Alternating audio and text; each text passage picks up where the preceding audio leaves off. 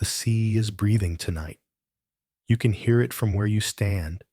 Long, slow exhales, rolling in from the dark, brushing the rocks with froth that glows faintly in the moonlight. It's not the gentle tourist brochure kind of ocean. This one's got weight. It presses the air with salt, makes the wooden rail under your fingers damp and slick, and sends the occasional icy mist onto your cheeks like a warning. Somewhere out there, invisible in the black water beyond the beam of the old lighthouse, is the edge of the world as far as sailors used to know it. No satellites, no GPS, just that endless breathing dark. You'd steer toward a distant point of light and pray it stayed steady. And sometimes it didn't. Sometimes the light winked out. Sometimes the whole building vanished. And sometimes the people inside it were simply gone, leaving only the sound of the waves and questions no one could answer. That's what we're here for tonight. Not the calm harbor stories with tidy endings, but the ones with salt still clinging to them, the ones that smell faintly of rust and diesel and rain-soaked rope. We'll walk along haunted coastlines, stand inside vanished lighthouses, climb aboard ships that drift without a crew, and step onto sands that look harmless until they take you by the ankles. We'll meet men and women who lived with the edge of the sea at their door, whose whole job was to keep strangers safe, and who sometimes vanished themselves. The ocean covers more than 70% of the planet, and yet for all our cleverness, it's still the one place that can hide things forever. A wreck slips below the surface and disappears like it's been erased from the page. A whole crew steps off the record in the space of an afternoon. Even now, in an age when we can drop a camera to the Titanic's ballroom, there are shipwrecks and people that we've never found. And you probably won't survive this. Well, not if you were actually in the stories. Storms that make the sky vanish. Rocks that shear a ship in half like cardboard. Tides that run faster than a galloping horse. But you're safe where you are, so before you get comfortable, take a moment to like the video and subscribe. But only if you really like what I'm doing here. Oh, and I want to know where you are right now, and what time it is where you're listening. Post it in the comments so we can see just how many coastlines we've got gathered together tonight. Now turn off the lights. Maybe turn on the phone for some soothing minutes. And let's get started into tonight's journey together. We're going to follow the beam of the lighthouse into the mist, where the air smells of hope and ingenuity, and every wave is still.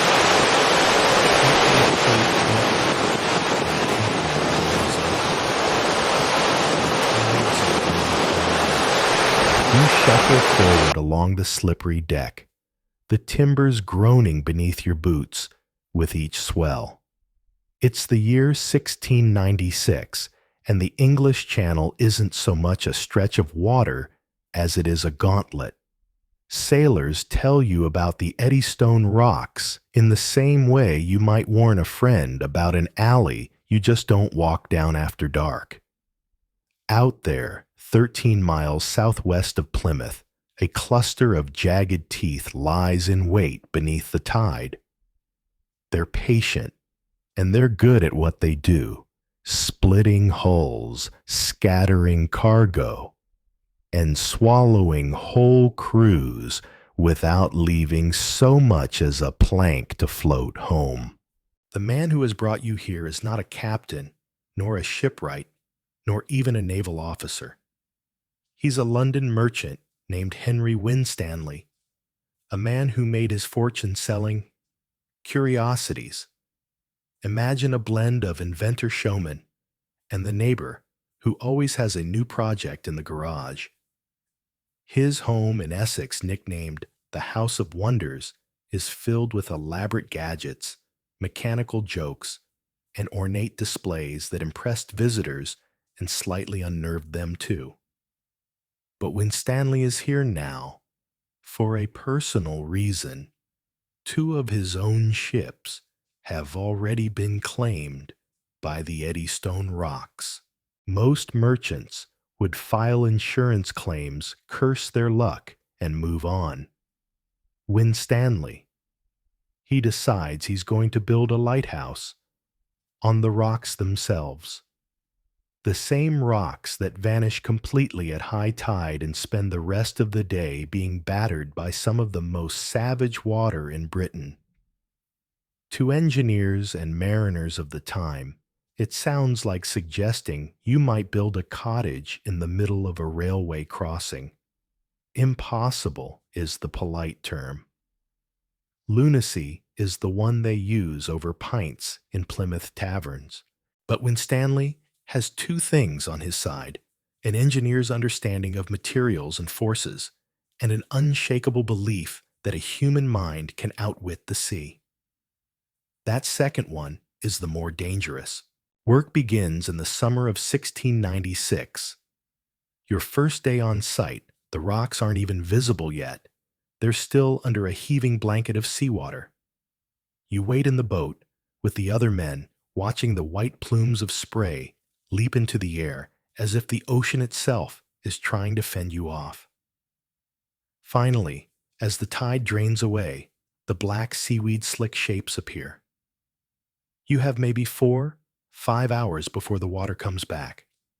Every tool, every length of timber, every slab of stone has to be ferried over open water. From the mainland, winched up and secured before the tide turns. The work is exhausting, but Winstanley is everywhere, sketching new designs on scraps of paper, adjusting angles, and making changes mid-build. He wants this lighthouse not just to work, but to be beautiful. His vision is not a squat, brutal tower to defy the waves, but something elegant, almost theatrical, an 80-foot tall wooden spire that looks like a cathedral had decided to grow from the reef itself. There will be carved figures, decorative weather vanes, and even a chandelier in the lantern room.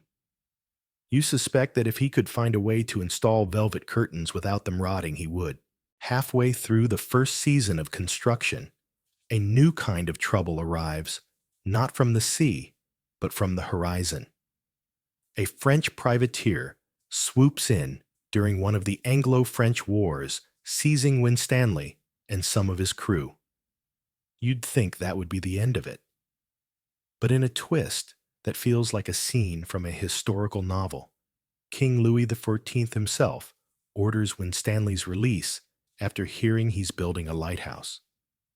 The king decides correctly that such a beacon would help French ships as much as English ones.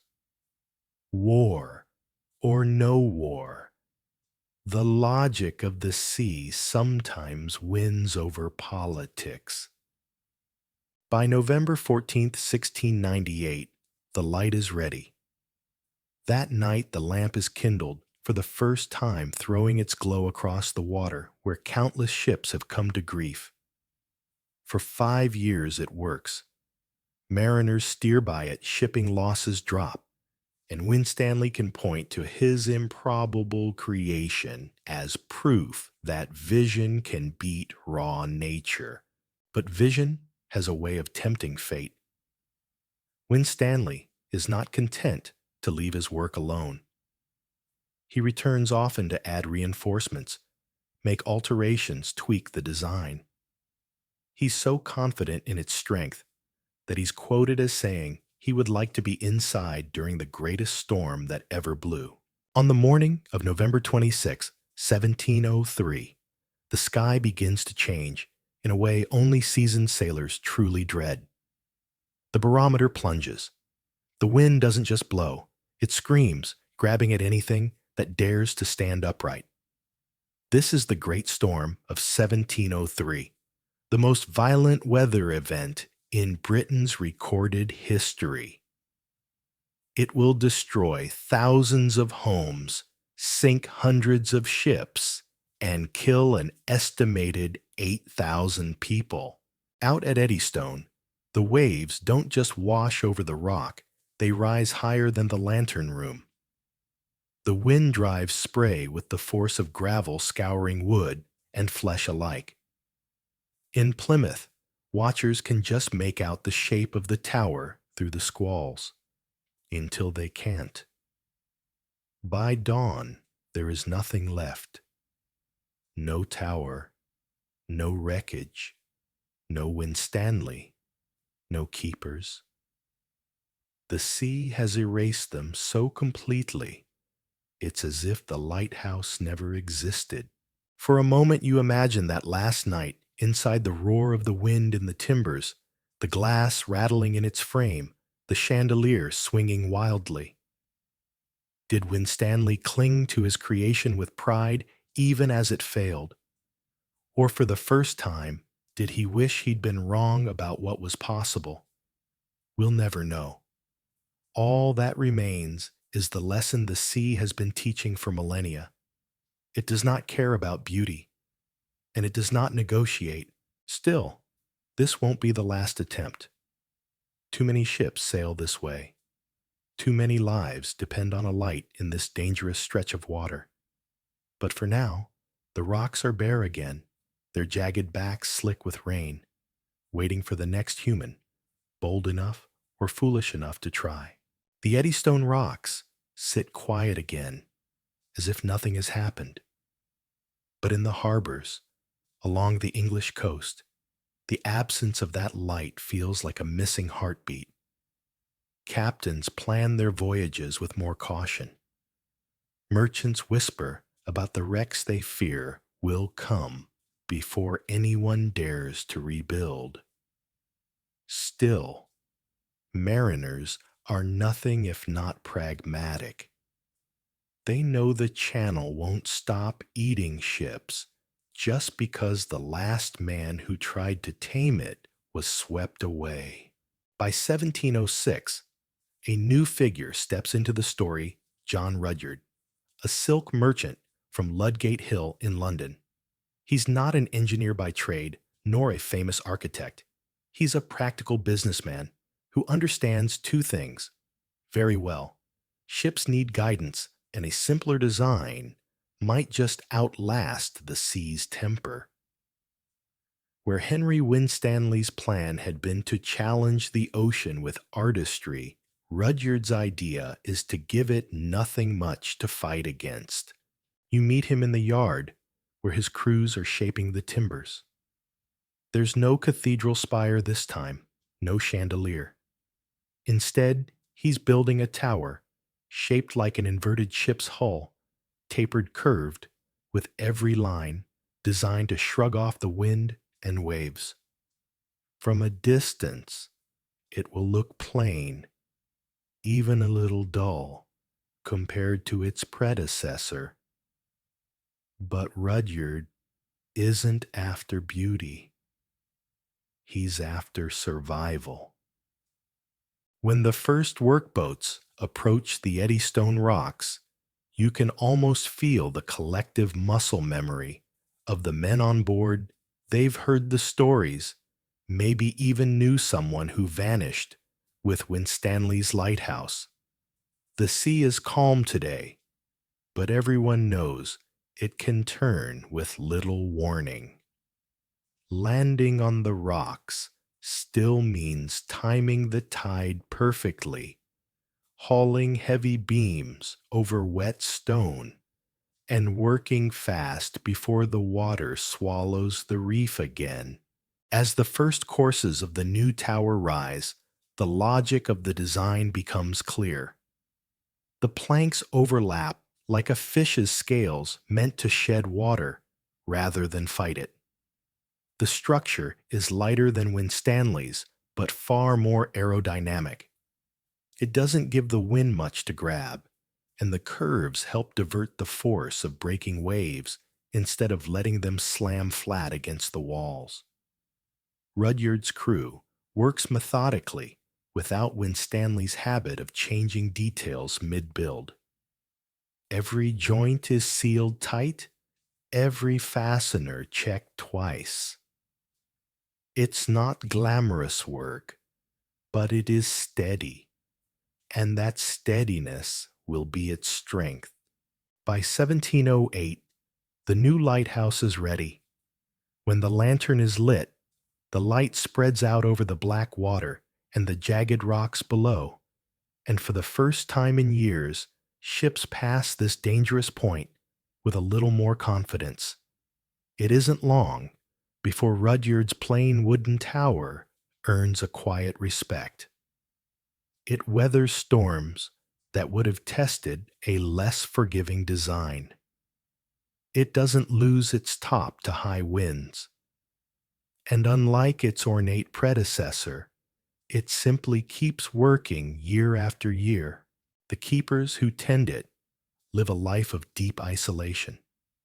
Weeks can pass without a supply boat making it through.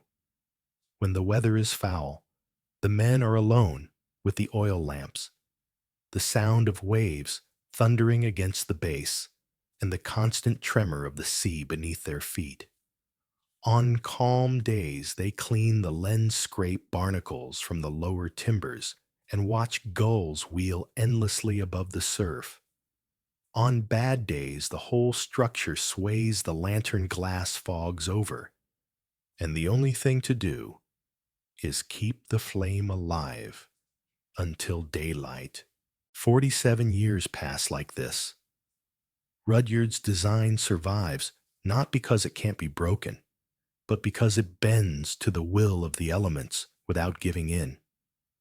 For a generation of sailors, that light is as much a fixture as the stars.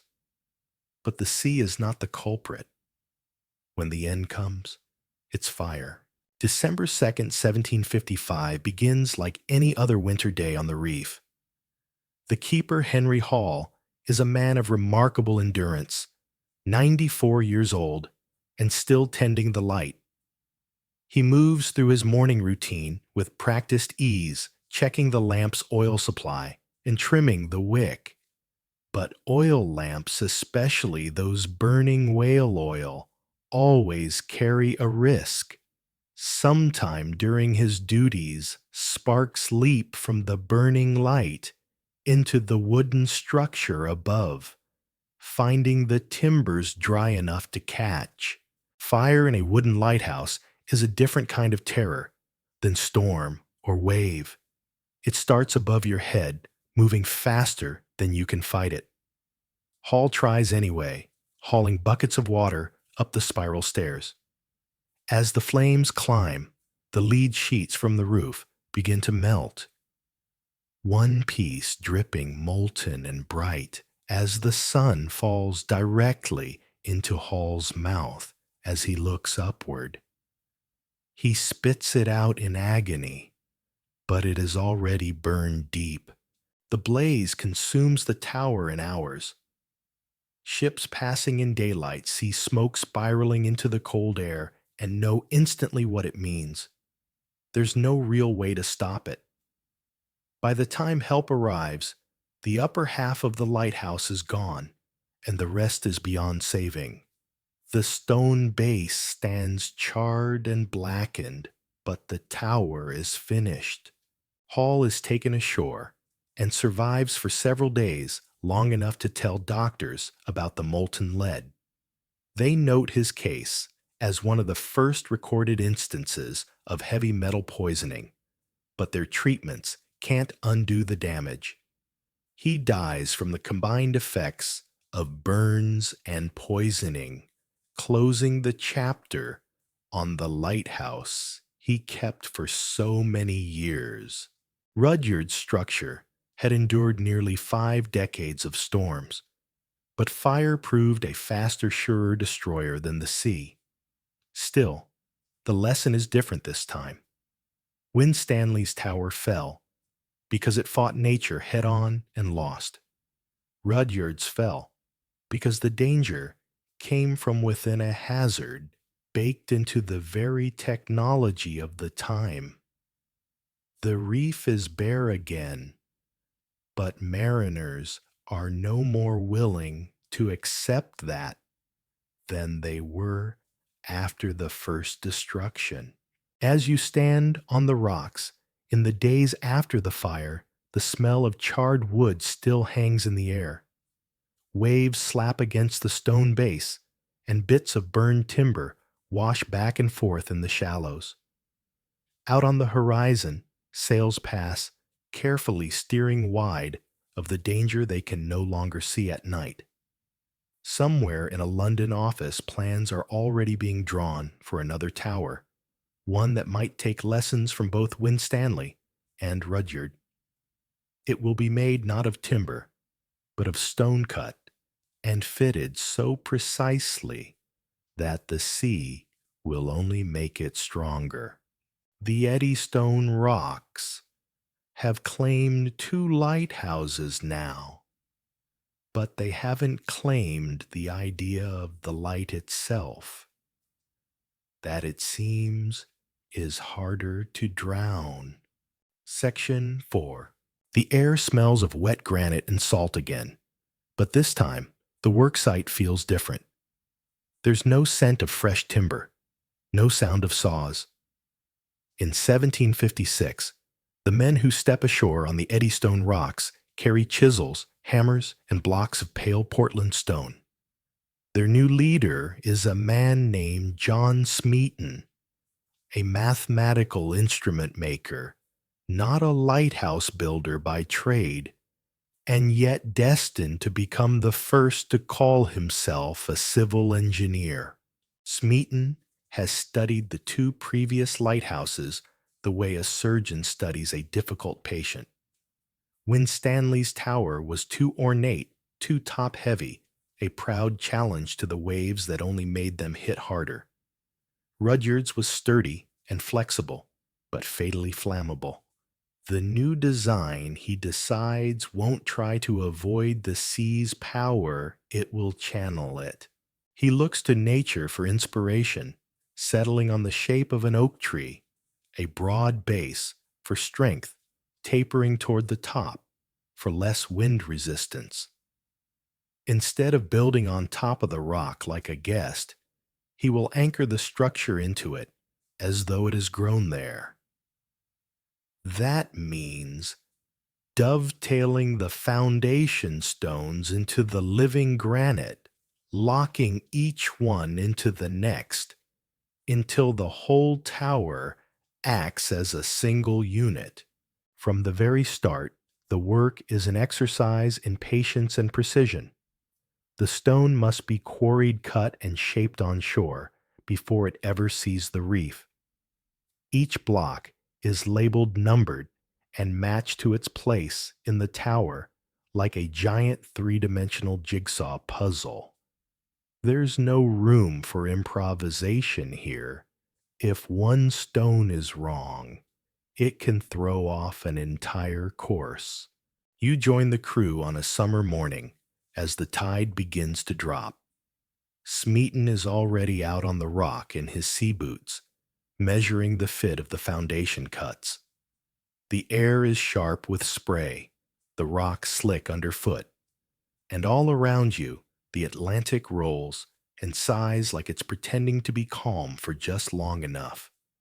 When the water recedes enough to work, the place comes alive. Cranes swing massive stones into place. Teams of men guide them down with ropes, and the deep thud of hammer on chisel echoes off the water.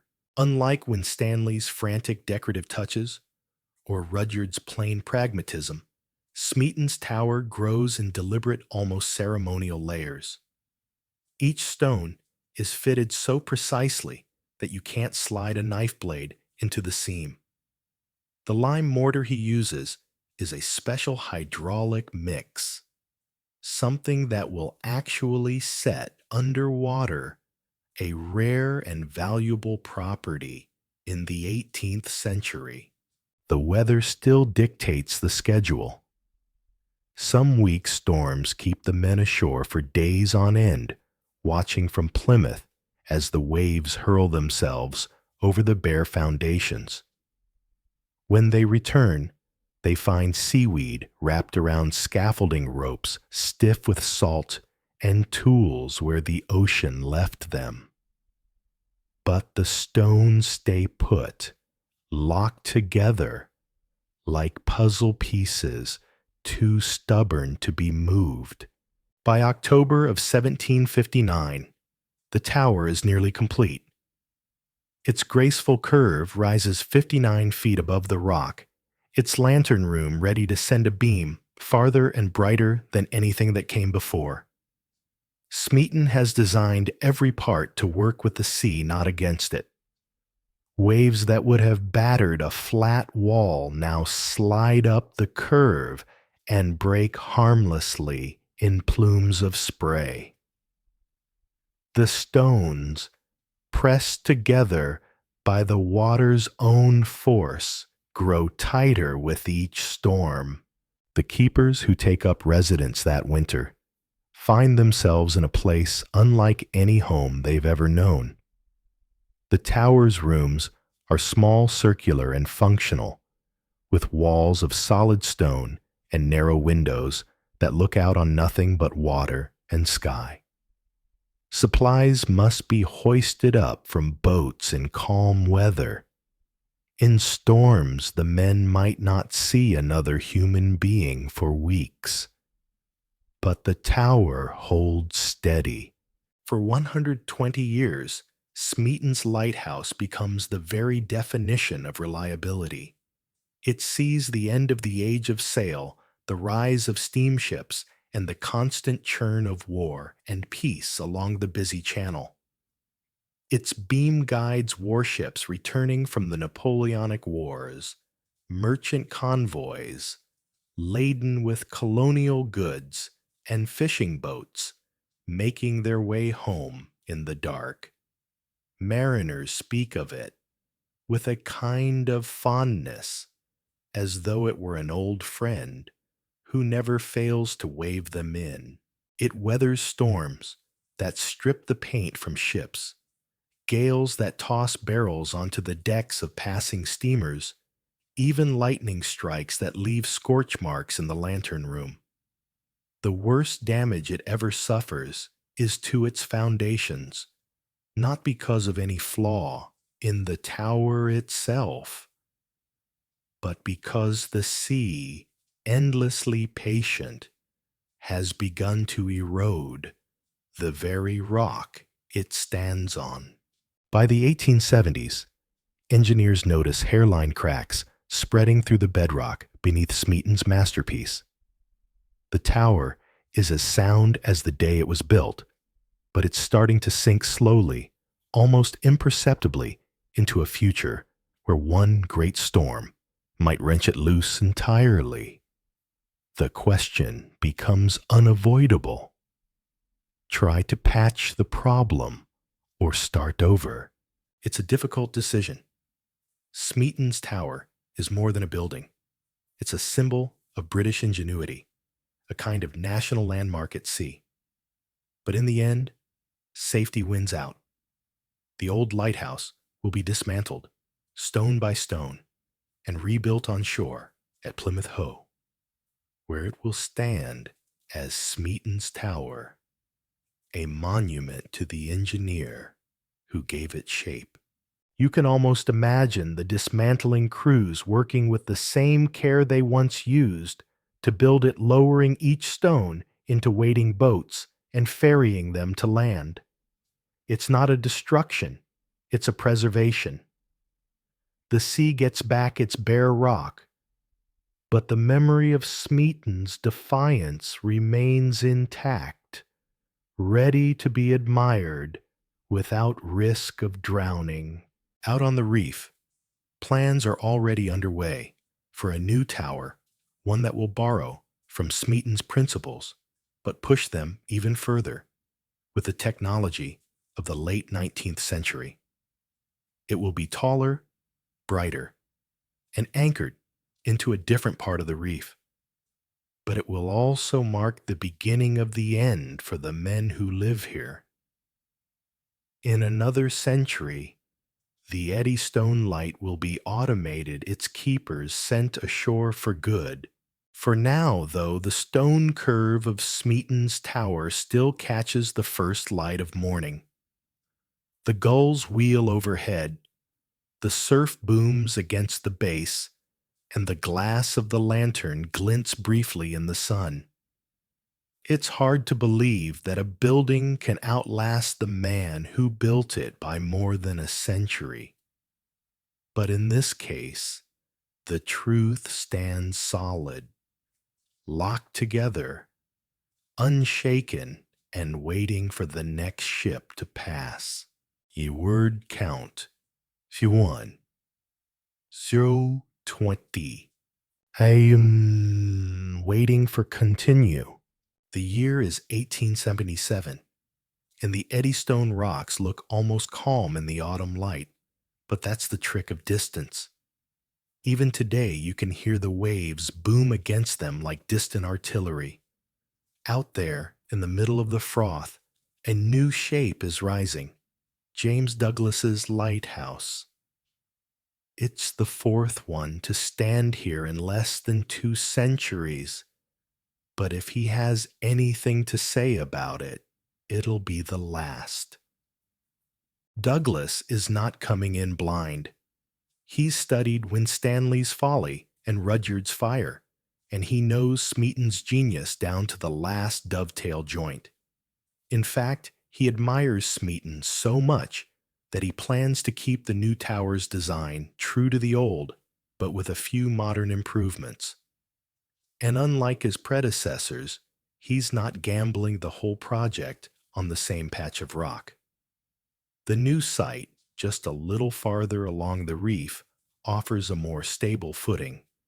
The sea will still throw its worst at it, but it won't have the chance to undermine the foundation the way it did before. From the first day you arrive with the crew, it's clear that this is no romanticized lone genius operation. This is late Victorian engineering in full-force heavy-duty cranes, on barges precision-cut granite from Cornwall iron reinforcement, and a small army of masons, carpenters, and laborers. The base stones alone are massive, some weighing over 4 tons each, carved to lock into its neighbors. When they drop into place, you can feel the whole reef shudder beneath your boots. Working here still demands the old discipline of the tide. Low tide is your window. High tide is your deadline. You might get 6 hours on a perfect day. You might get 2 on a rough one. And in between, you live with the constant threat of North Atlantic weather turning on a whim. More than one morning begins with clear skies and ends with the men scrambling for the safety of the boats as black squalls come rolling over the horizon. Douglas doesn't just borrow from Smeaton's shape, he builds on it. His tower will stand 133 feet tall, nearly twice the height of the original, topped with a lantern capable of throwing a beam 17 nautical miles. Inside, he installs a new kind of optical system, a massive Fresnel lens, its concentric prisms bending and focusing the light into a sharp, penetrating pulse. To a sailor in foul weather, that single flash every few seconds will mean keep clear. Danger ahead, with an authority no compass could match. You watch the living quarters take shape, stacked one above the other, like the decks of a ship.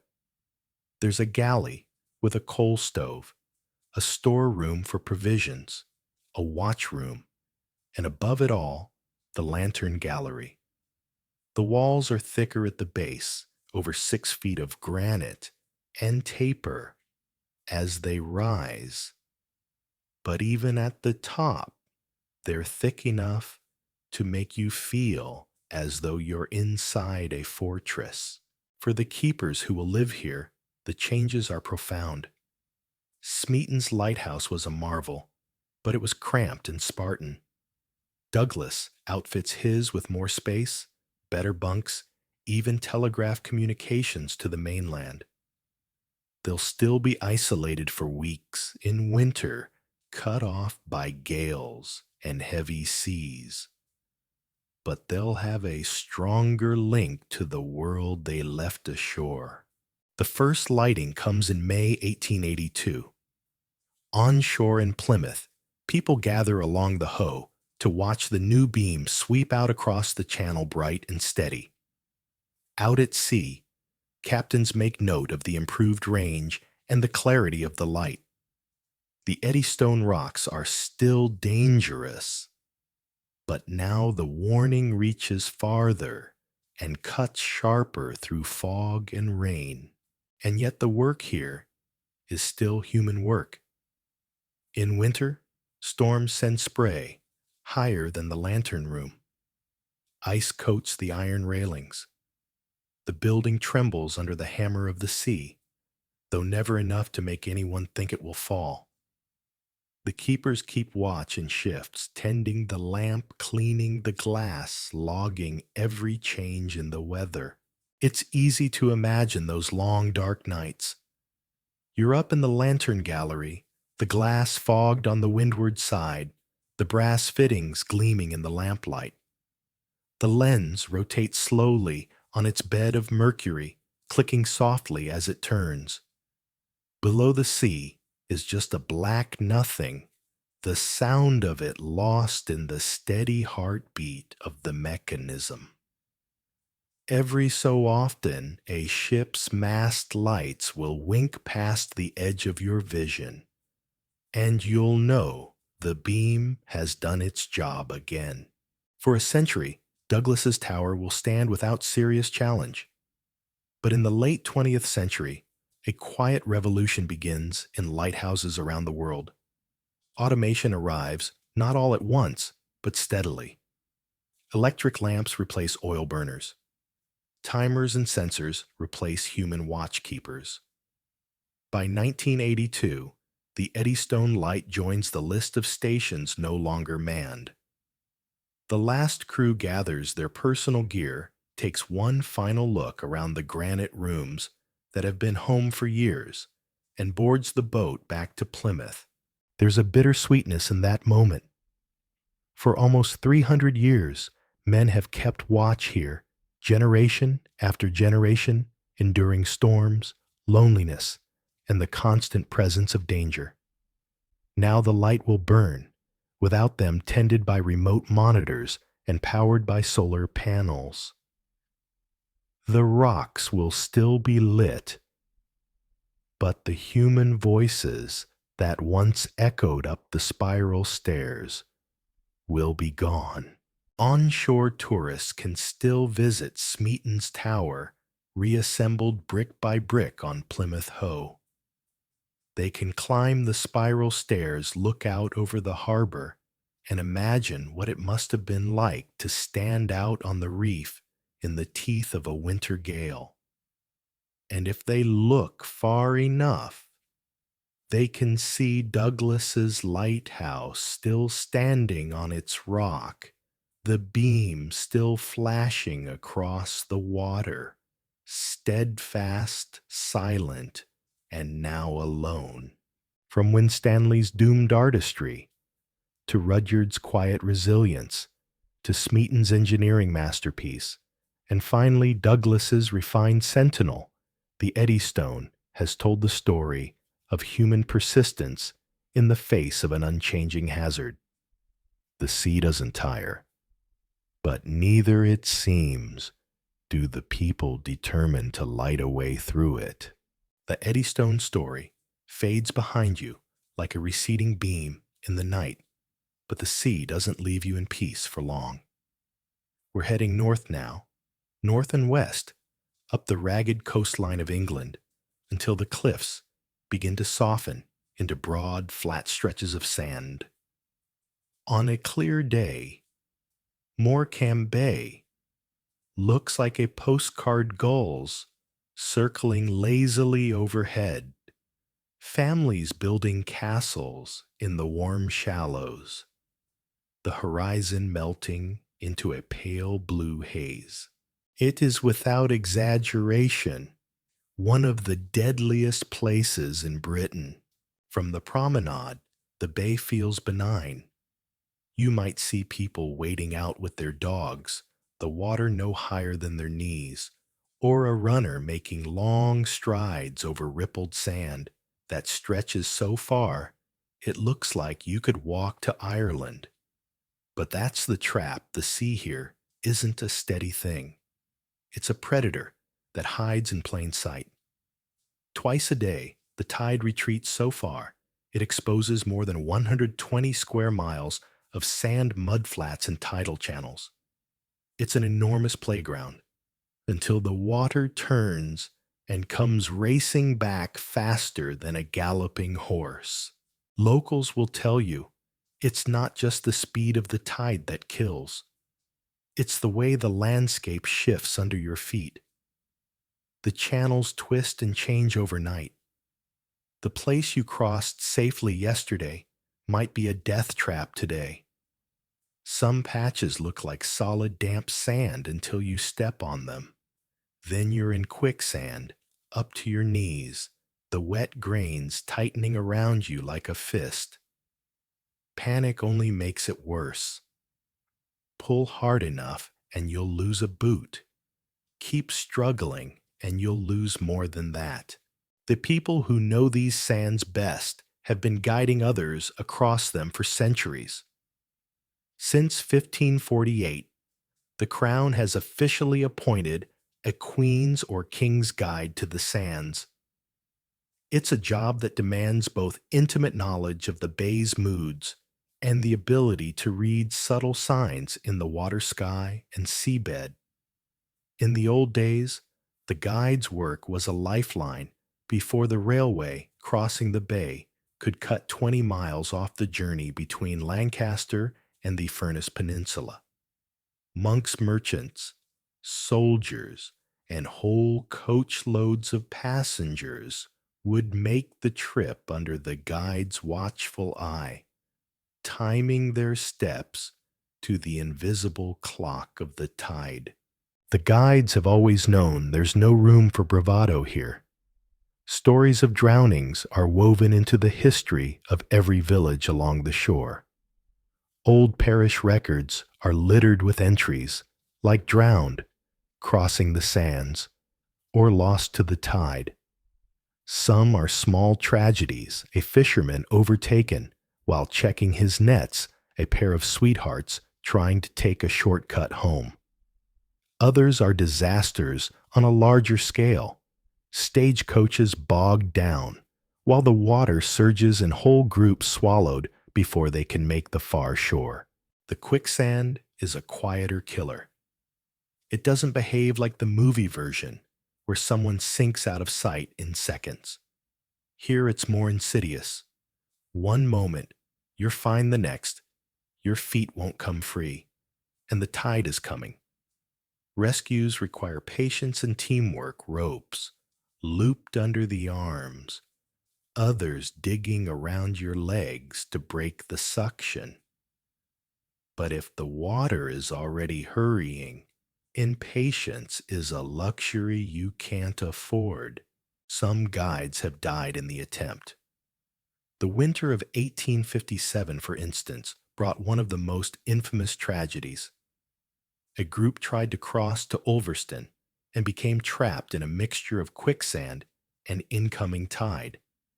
The guide worked frantically to free them, but the water closed too fast. Only 3 of the 7 survived, plucked from the freezing sea by boats launched from both shores after word spread. By the Victorian era, the bay's dangers were almost a tourist attraction. Visitors to the Lake District would hire the official guide to take them across, treating it as a sort of thrill ride. They'd return to their boarding houses with tales of the tide racing in like a wall, and perhaps a new respect for the locals who treated the crossing like serious business. Still, every summer brought fresh headlines of deaths, too often visitors who ignored the guide's warnings or tried to cross alone. The arrival of the railway in the 1850s made the crossing unnecessary for most, but not for all. Cockle pickers still work the sands in the exposed hours collecting the shellfish that live just under the surface. Fishermen set nets. Dog walkers and photographers chase the perfect low tide moment. Each year, the rescue services still pull people from situations they didn't see coming. In the 20th century, the danger evolved with technology. Motor vehicles could travel far onto the flats, but they could also sink fast if the sand turned soft. Aircraft even used the sands as emergency landing strips during the Second World War. But a handful were lost to the tide when the timing went wrong. Nature lovers, too, have felt the bay's teeth. Bird watchers, tracking the thousands of migrating birds that feed here, have been caught unaware, focused on their binoculars, while the water crept in behind them. The bay is as deceptive in its silence as in its beauty. The modern Queen's Guide keeps the tradition alive, even if fewer people now cross the whole bay on foot. Michael Wilson took over the role in 2019 after Cedric Robinson's remarkable 56-year tenure. His knowledge isn't written down. It's in the way he reads the wind, the sheen of wet sand, the shape of a distant ripple. GPS can help, but it's no substitute for knowing when a channel is running fast or when the ground underfoot feels too new to trust. Safety advice. These days sound simple. Check tide times. Carry a phone, tell someone where you're going, never go alone. But those assume the person already respects the danger. The bay's greatest weapon is still the illusion that it's harmless. It looks like open country, not a trap. It's hard to convince someone under a wide blue sky that they could die here in less than an hour. The people who grow up on its shores don't need convincing. They're taught from childhood that the tide has no mercy. They can point to the cockle beds where 23 Chinese workers drowned in 2004.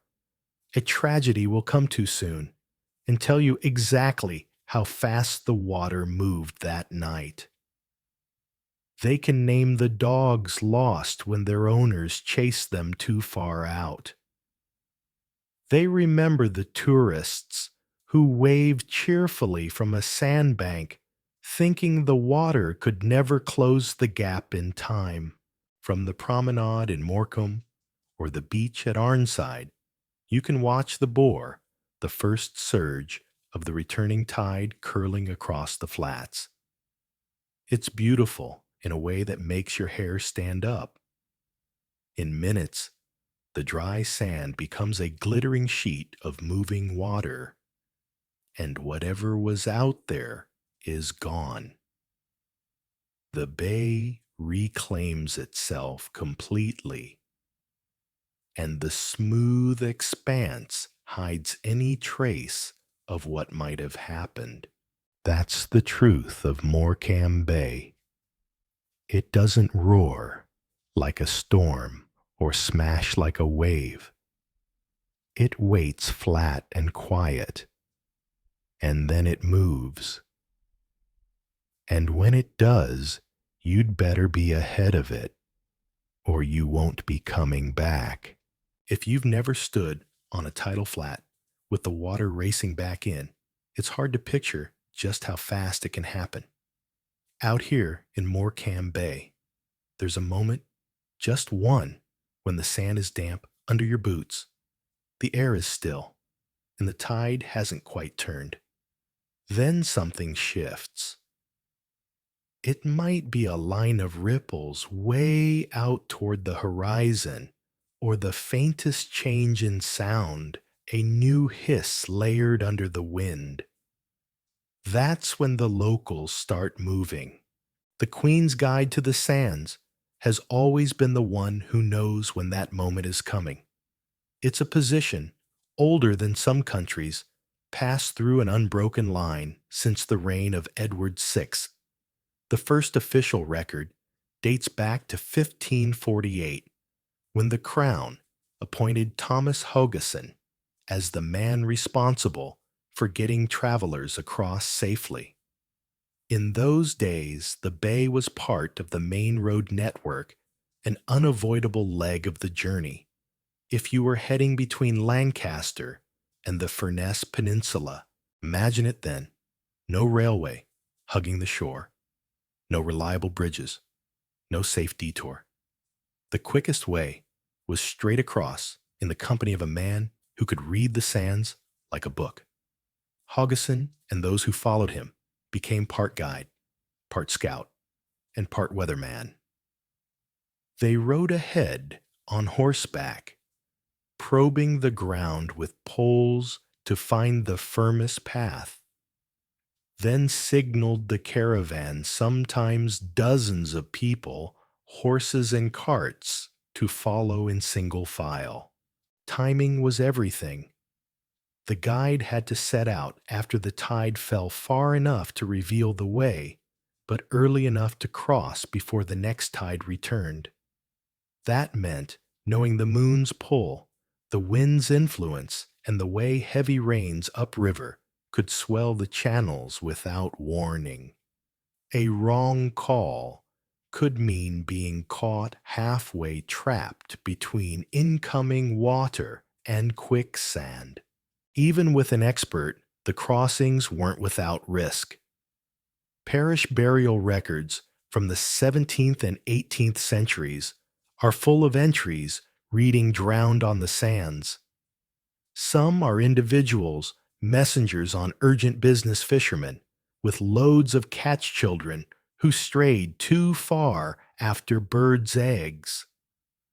Others are groups' entire wagon trains lost when one cart sank and blocked the way, forcing the rest to halt as the tide surged in. The guide's own life was no guarantee. There are stories of guides dying in rescue attempts, refusing to leave trapped travelers even as the water closed over them. The job was as much about courage as it was about knowledge.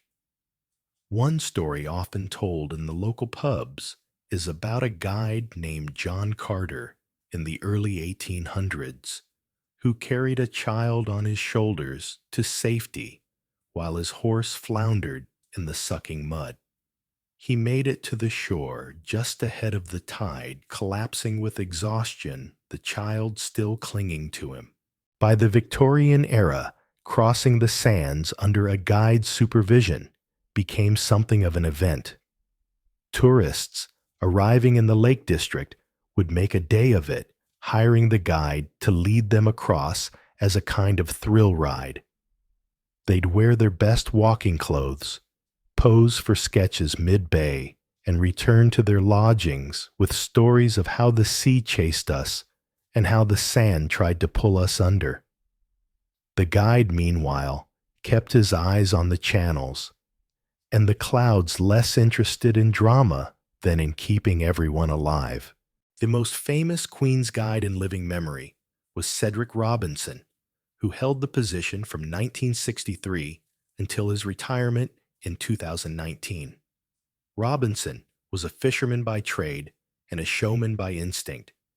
He led charity walks across the bay, raising millions of pounds and introducing thousands of people to the strange, shifting landscape.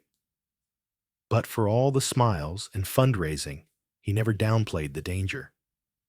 He could point out spots where a man went down here in '74, or we lost a cow there last spring.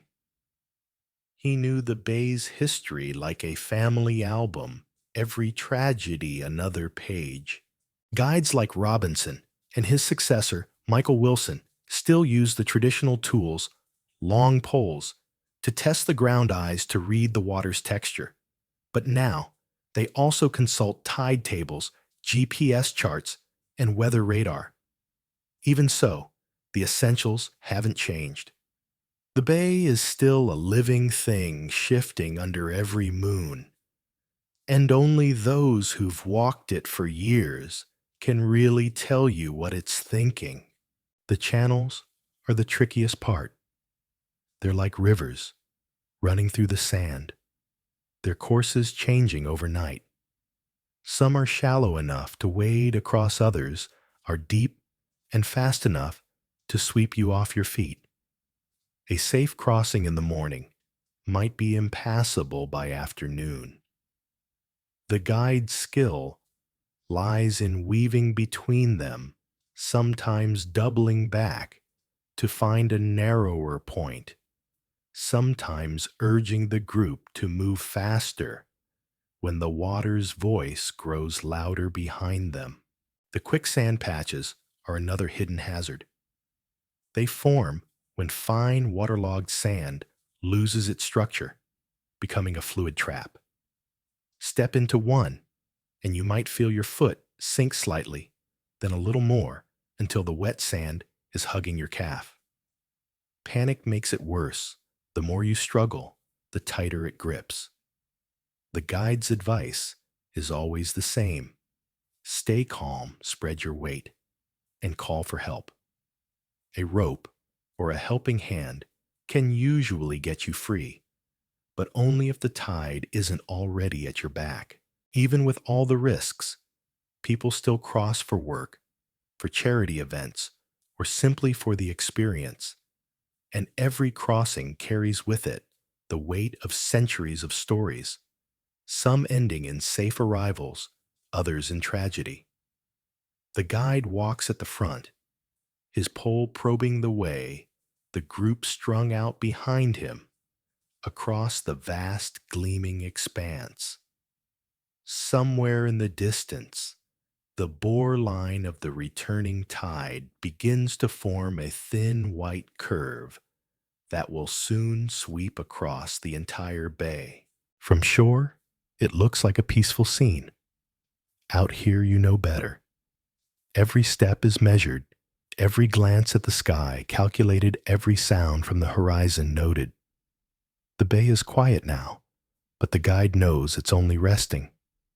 In a few hours, it will wake again, and anyone still out here will be just another name in the long, sad ledger of Lost on the Sands. The winter light over Morecambe Bay has a way of making the horizon feel endless, the damp air flattening everything into shades of gray. On days like this, it's hard to imagine the chaos that can erupt here with almost no warning. But February 5th, 2004 is burned into the memory of the bay's fishing communities, not for a storm, not for a shipwreck, but for the night when 23 people, most of them strangers to these sands, never came home. It began quietly. Along the southern edge of the bay, near the town of Hestbank, a group of Chinese migrant workers were out on the cockle beds. Cockle picking is hard, cold work, stooping for hours to rake the shellfish from the sand. But the pay by the sack was enough to draw desperate laborers from thousands of miles away. Many of them had been smuggled into Britain by gangmasters. Their wages skimmed their living conditions bare. Some couldn't speak more than a handful of English words. Few, if any, had been told what Morecambe Bay was capable of. The tide charts for that evening were clear to anyone who knew how to read them. A fast-rising flood was due. But the cockle pickers didn't have tide tables. They had quotas. Under the orders of the gangmasters, they'd waded far out into the bay, scattering across the flats with their rakes and sacks. The light was fading the air, already sharp with February chill. Somewhere out beyond the working line, the first push of the returning tide had already begun. Locals sometimes say, the tide here comes like a horse, but that doesn't quite capture it. It doesn't just gallop, it surrounds. The water races through the deeper channels, first cutting off escape routes in minutes. On the cockle beds that night, the tide moved faster than a man could run. By the time some of the workers realized what was happening, their path to shore was already blocked. At 9:30 p.m., the first emergency calls came in.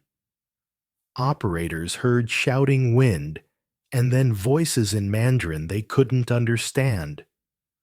One caller managed a halting plea in English, sinking water, sinking water. Then the line went dead. Lancashire Police, the Coast Guard, and the RNLI lifeboat crews scrambled. Helicopters with searchlights roared over the bay. Lifeboats launched into the dark, fighting their way through chop and tide. Local fishermen who knew the sands joined in steering their shallow draft boats into places where deeper rescue craft would ground. The rescuers worked fast, but the tide was faster. By the time they reached the cockle beds, most of the workers were gone, swept under, trapped in the sucking mud, or dragged into the deeper channels. Only one man, a 28-year-old named Guo Liang, was pulled from the freezing water alive. He had clung to a floating plank for hours, his fingers swollen and pale, his voice barely a whisper when they hauled him aboard. Guo's account, once translated, painted a picture of panic. Workers yelling for each other in the dark, some trying to wade against the flood, others standing frozen, not sure which way was safe. The water was icy, numbing limbs within minutes. Many couldn't swim. There was no plan, no safety equipment, no one to lead them to high ground. The gangmasters safe ashore had simply underestimated the tide or hadn't cared enough to check. For days afterward, the bay yielded its dead. Bodies washed ashore miles from where they'd been lost, carried by the currents and deposited on distant beaches. Some were found tangled in eelgrass, others buried in the soft silt. Each recovery was another reminder of how easily Morecambe Bay turns from flat shining expanse to silent killer. The public reaction was swift and furious. The disaster exposed not just the lethal nature of the bay, but the exploitation of migrant laborers working in dangerous, unregulated conditions. The UK government launched inquiries. New laws were introduced to crack down on illegal gangmaster operations, creating licensing systems and safety regulations for those employing workers in the shellfish industry. But for the people who live along these shores, the deeper lesson was one they already knew: the bay demands respect. It does not forgive ignorance, and it does not give second chances. On a quiet day, now you can walk the promenade at Morecambe and see families strolling, kids licking ice cream gulls, stealing chips. Out on the flats, licensed cockle pickers work in small groups equipped with radios, GPS, and a sharp eye on the tide. The modern Queen's Guide will tell you the water still moves just as quickly as it did that night. It hasn't slowed, hasn't softened. Sometimes, if you know where to look, you'll see a small memorial tucked against the seawall, a plaque with Chinese characters, a handful of paper cranes left by visitors. It's easy to walk past without noticing. But if you stop, you can almost feel the cold air of that February night, hear the rush of the water through the channels, and imagine how it must have felt to stand on those sands, the lights of the shore just visible, and realize you wouldn't reach them in time. For Guoliang's survival came at the cost of losing friends and countrymen to a place he hadn't even heard of before arriving in Britain. For the rescue crews, the memory is a raw one. Many of them had worked in the bay for decades, and had still never seen so many lives lost so quickly. And for the locals, it was a grim reminder that their warnings, however well meant, don't always reach the ears that need them most. The bay keeps its shape, its rhythms, its dangers. It doesn't distinguish between a tourist, a fisherman, or a laborer with no tide chart in his pocket. And when the tide turns, you run or you don't come back. From the shifting sands of Morecambe Bay, we sail north again, past the ragged east coast of Scotland, where the North Sea presses in with cold determination. Off the town of Arbroath lies a reef so notorious it's been a curse on mariners for centuries. You don't see it at high tide. That's part of the danger.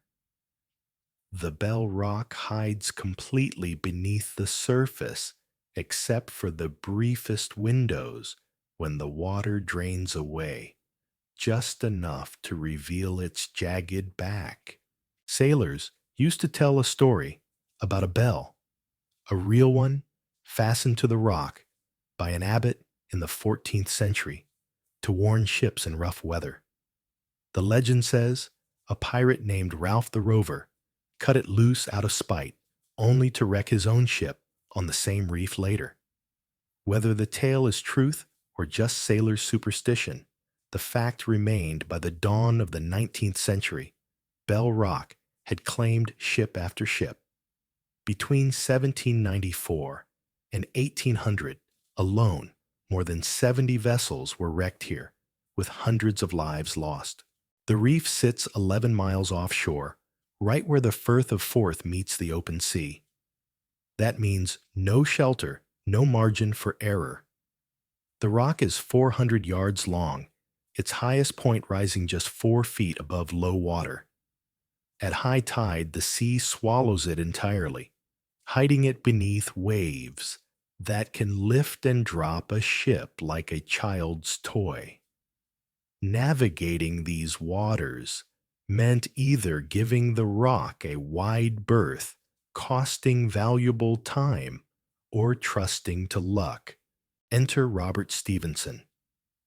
He's 28 years old, part of the famous Stevenson family of Scottish lighthouse builders, though still young enough to have everything to prove. In 1800, he accepts what most call an impossible challenge to build a permanent lighthouse directly on top of a reef that disappears under the tide. You step into his boots for a moment, staring at the tide charts. At low water, you'll have maybe 4 hours of dry rock to work on less if the weather shifts. The rest of the time, the site will be underwater or too dangerous to approach. Every single piece of the lighthouse will have to be cut-shaped and fitted on shore, then ferried 11 miles out into unpredictable seas and lowered into place with absolute precision. Stevenson spends 2 years studying the problem. He watches how the waves break over the reef, how the currents move, how the tides pull. He studies Smeaton's Edystone Lighthouse and decides the answer is not to resist the sea, but to anchor so deeply into the rock that the sea itself helps hold the structure in place. Every stone will be dovetailed to its neighbors, locked together into a single mass. Construction begins in August 1807. The first job is to level parts of the reef to form a foundation. That means men working with chisels and hammers on slick granite while the tide creeps back in around their boots. The supply boats must leave on a moment's notice if the weather changes. One miscalculation could strand the whole crew out here, or worse, swamp them before they can reach shelter. Moving the cut stones is its own ordeal. Each weighs several tons, transported in specialized barges that have to hover over the reef without grounding. Men stand on narrow planks over churning water, guiding the blocks into place with ropes and pulleys. Some days, the work stops, not because of storms, but because the swell is just high enough to make precision impossible. It's dangerous grinding work. The reef's isolation means every man has to carry his own water food and tools each day, and anything left behind is likely to be claimed by the next tide. Winter storms smash the temporary beacon the crew uses to mark the site 3 times they rebuild it, and 3 times it's swept away. Stevenson himself comes close to disaster one autumn day when an unusually fast tide traps him and 5 others on the half-built structure. Their boat has been damaged and can't reach them. The men scramble up to the highest point as the water rises past their boots. Then their waist waves, breaking over their shoulders. A fishing vessel finally spots them and manages a rescue. But the lesson is clear. Bell Rock will take you if you give it the smallest chance. The lighthouse grows slowly over 3 building seasons. It tapers like a tree, its base broad and heavy, its top slender to cut the wind. Inside are living quarters for the keepers, a store for oil and supplies, and at the very top, the lantern room, with the most advanced optics the Board of Northern Lighthouses can procure. By February 1st, 1811, the Bell Rock Lighthouse is ready. That night, its light flashes across the black water for the first time. Ships that once steered wide now hold a safer course. Mariners begin to speak of the Stevenson Light with respect, even affection. The wreck count drops sharply. Life for the keepers is as isolated as it gets. 2 men on duty at a time, rotating every few weeks with relief crews. In good weather, supply boats come regularly. In bad weather, the keepers may go weeks without seeing another soul. The sound of the sea is constant booming, hissing, rattling the windows in storms. They keep the lamp burning clean, the glass, and maintain the machinery with an attention that borders on ritual. The Bell Rock Lighthouse stands for more than 2 centuries, outlasting wars, technology shifts, and the ships it was built to protect. The interlocking stones haven't budged. Even when automation arrives and the keepers depart, the light still cuts through fog and gale alike. Standing here with the spray cooling your face and the horizon sharp and empty, It's easy to see why Stevenson took the challenge. Building on Bell Rock wasn't just an engineering problem. It was a way to plant a human voice in a place where the sea had spoken alone for centuries. And in that, he succeeded completely. You step off the pitching workboat and onto the Bell Rock itself, boots sliding on kelp slick stone. The tide has only just gone out, leaving behind shallow pools that shimmer under a pale northern sun. They won't be there long. In a few hours, the water will return, swallowing the entire work site as if it never existed. That's the unrelenting schedule Robert Stevenson and his crew live by: 4 hours on the rock, 8 hours off, repeated day after day, if the weather allows. It's August 1807, the first full season of construction. The foundation is everything. Stevenson knows if the base fails, nothing above it will matter. But leveling solid granite on a reef that spends most of its time underwater isn't like working a quarry on land. You're racing the clock while spray bursts over the edge of the reef. Tools slip from numb fingers, and the foreman shouts orders that are swallowed by the wind. Each morning begins before dawn. The men wake in their shore lodgings, down a quick breakfast, and row to the tender, a ship anchored in deeper water that serves as their home base. From there, smaller boats ferry them to the reef. The approach is always tense. Too soon, and the tide hasn't fallen enough to expose the work site. Too late, and you've already lost precious minutes of daylight. Once on the rock, there's no standing idle. Crews spread out to their assigned tasks. Some drill holes for the foundation, stones, others clear seaweed, others wrestle heavy iron anchors into position to hold temporary structures.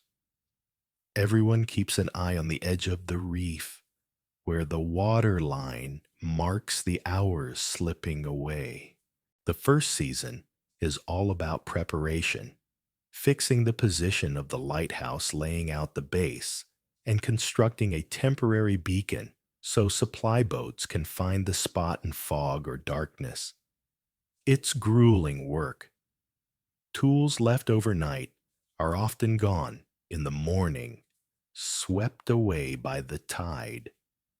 Temporary sheds for shelter are smashed by storms, forcing the crew to rebuild them again and again. Winter stops the work entirely. The North Sea doesn't tolerate visitors in its coldest months. Gales roll in without warning, and waves explode over the reef, high enough to obliterate anything left standing. When Stevenson and his men return in spring 1808, they find damage to almost every temporary structure. It's disheartening, but they start over. By the second season, the real construction begins. Every stone quarried, cut, and dressed on shore is shaped to fit exactly into the growing tower. The blocks are enormous, some weighing several tons each, labeled, so the masons know exactly where it belongs. They arrive on barges, in calm weather, swung into place with cranes, and coaxed into their dovetail joints with wooden mallets and wedges. There's a sense of ceremony each time a new course is completed, the stones fitting so tightly that mortar is almost unnecessary. Life on the reef develops its own rhythm. When the tide is in, the crew retreats to the tender, where hammocks sway in the cramped quarters. Meals are plain, but hearty salt pork bread tea. There's little to do but eat, sleep, and repair tools for the next shift. When the weather turns, The men may spend days on the tender, watching storms batter the reef from a distance, knowing each lost day pushes the schedule back. Accidents happen. A slip on whetstone can send a man into the water, where the currents can snatch him away in seconds. One afternoon, a misjudged crane swing nearly crushes a laborer against the foundation.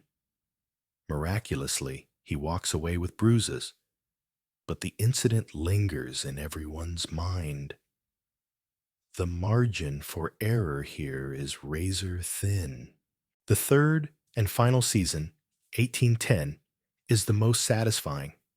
The tower's profile is clear now, broad at the base, tapering gracefully toward the top. The interior floors go in the spiral staircase, winds upward, and the lantern room begins to take shape. Stevenson insists on the best optical equipment available, an array of oil lamps and polished reflectors arranged so their combined light will reach ships up to 20 miles away. In October, the final touches are complete. The lighthouse stands 115 feet above high water, its white walls gleaming against the steel-gray sea. On February 1st, 1811, the lamp is lit for the first time. Out in the darkness, captains adjust their courses at the sight of it, relieved to pass Bell Rock without fear. For the keepers, life here is unlike any other posting. They arrive with their provisions ready for a month or more at a time and settle into the rhythm of tending the light. The rotation of shifts, the meticulous cleaning of the lenses, the endless logging of weather and sea conditions. It's steady work, but the isolation is profound. Storms can trap them here for weeks, beyond their scheduled relief, the tender unable to approach. And yet the Bell Rock Lighthouse becomes a symbol of trust. Generations of mariners sail past it, confident in the beam that flashes out across the water. It survives storms that level buildings on shore winters, that freeze the harbor solid, and even the relentless erosion of the reef beneath it. 2 centuries later, it still stands. The machinery is automated now, the keepers long gone, but the tower remains exactly where Stevenson planted it, locked into the rock, like a natural outgrowth. Ships still alter course at its signal.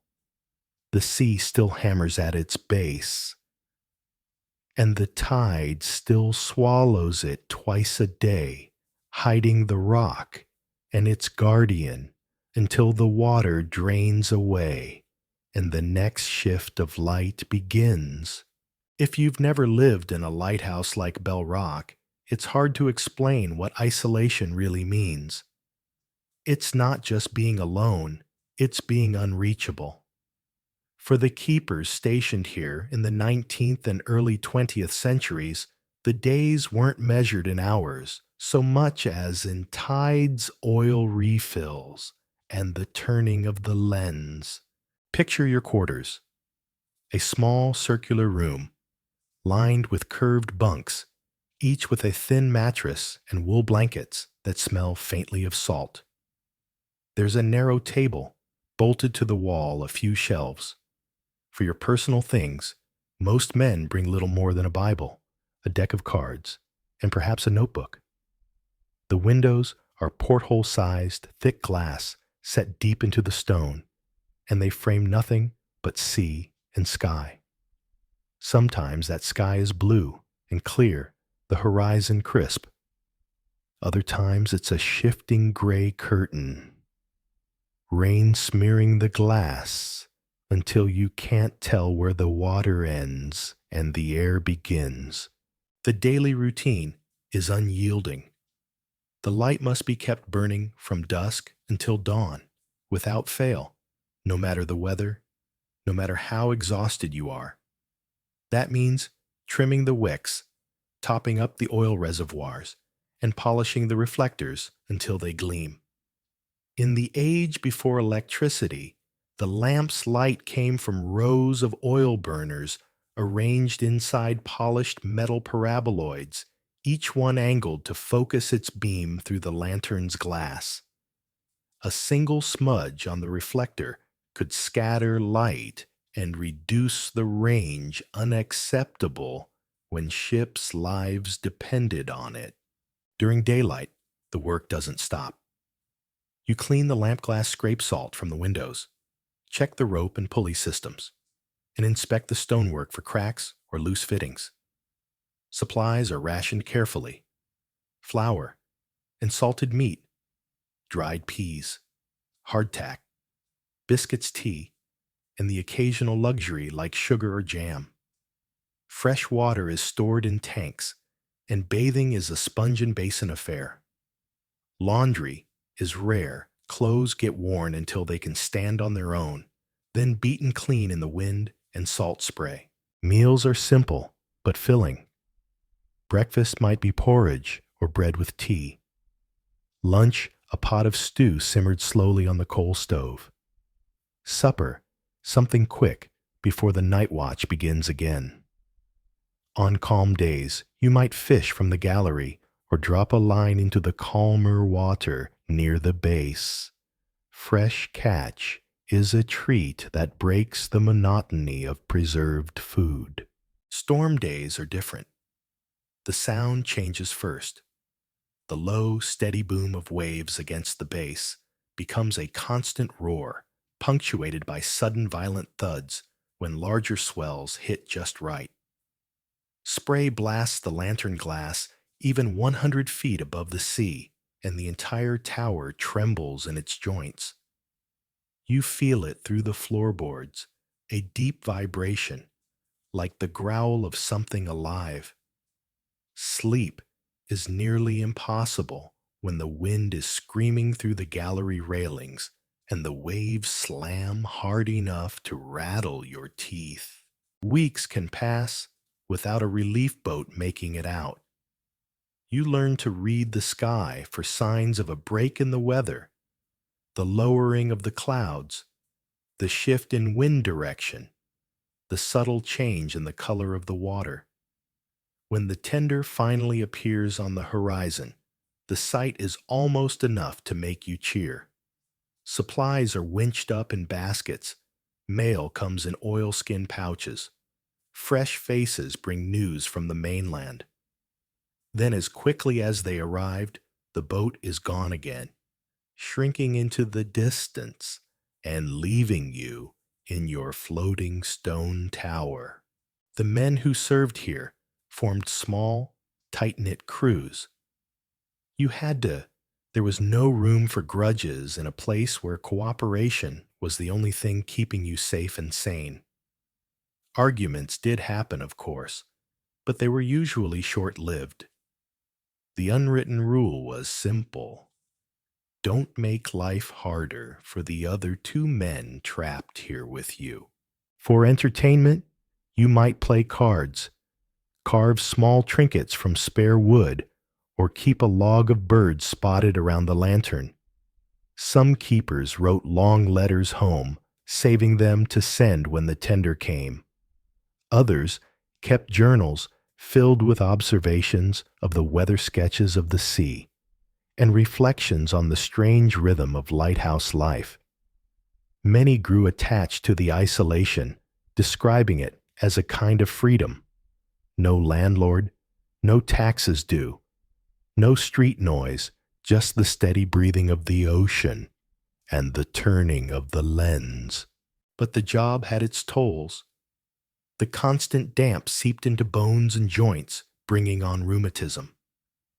The ever-present noise of waves and wind could make silence feel alien when men went ashore. And the risk was always there.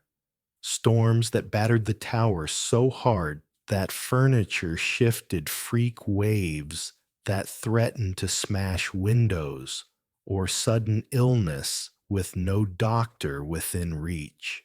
There are accounts of keepers succumbing to madness after too many months on the rock. One story tells of a man who began talking to the gulls as though they were old friends, setting aside bits of his own food for them.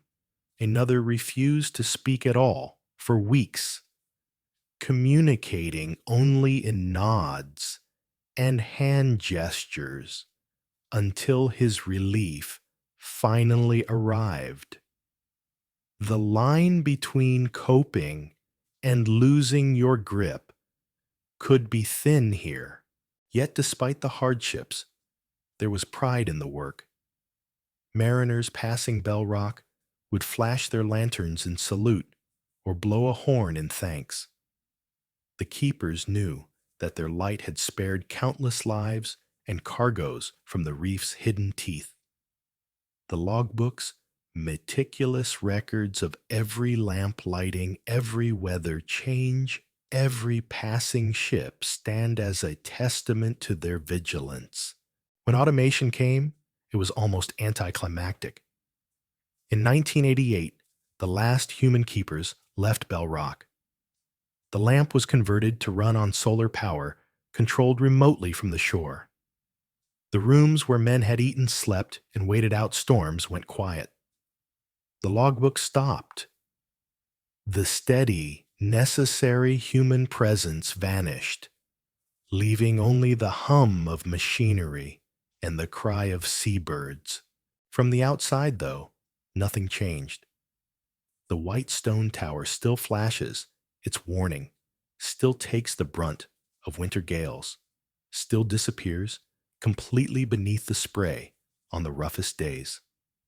The ships that pass still alter course, trusting the same beam that's been sweeping these waters for more than 2 centuries. If you're lucky enough to visit in rare, calm weather, you might stand on the gallery and look down at the rock half buried under the tide and imagine what it was like to live here. The isolation, the discipline, the long nights with only the lamp for company, it was a life apart from the world. And for the men who served here, it left an indelible mark.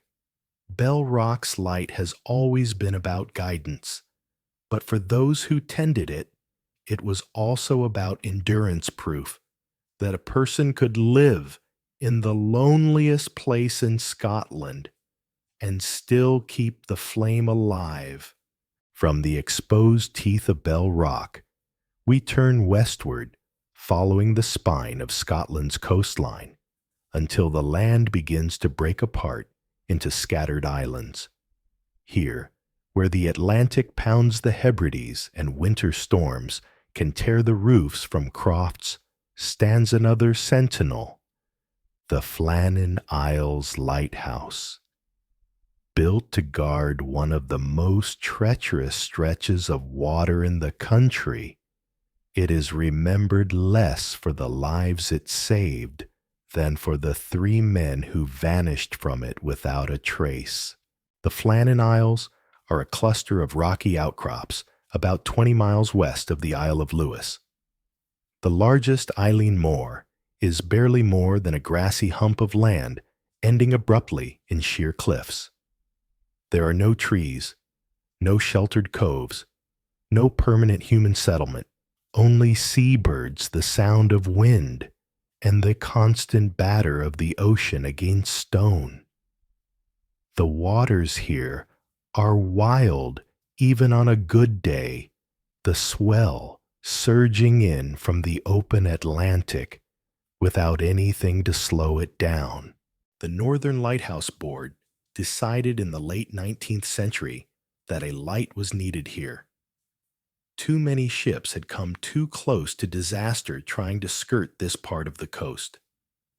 Construction began in 1895, and even getting the materials ashore was a feat in itself. Barges had to be maneuvered against the cliffside in calm weather, with loads winched up a vertical track to the site above.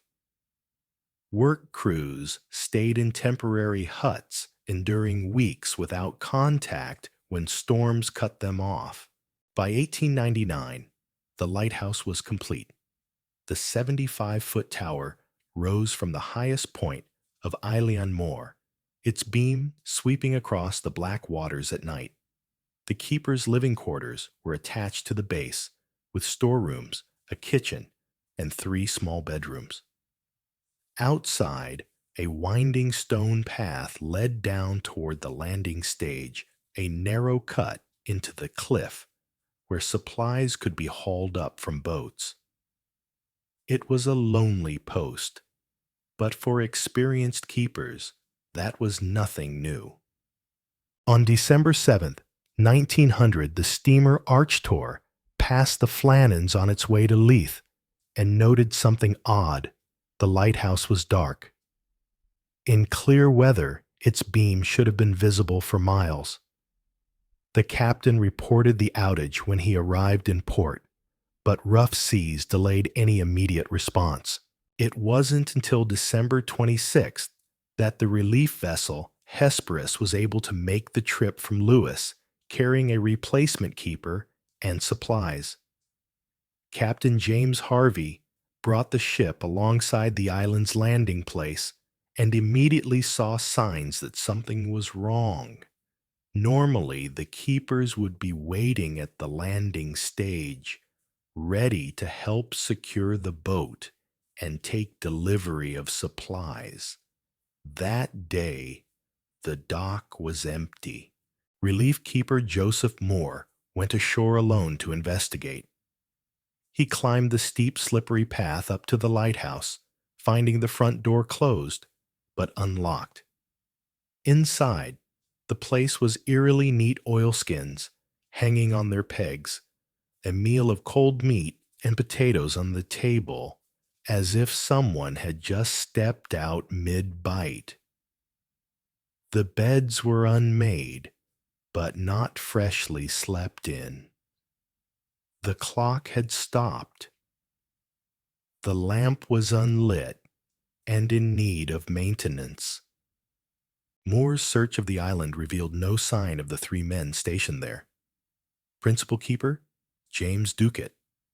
Assistant keeper, Thomas Marshall. And occasional keeper, Donald MacArthur. On the west landing, he found more clues. A box of ropes was missing. A section of iron railing was bent, and grass and turf had been torn from the cliff edge.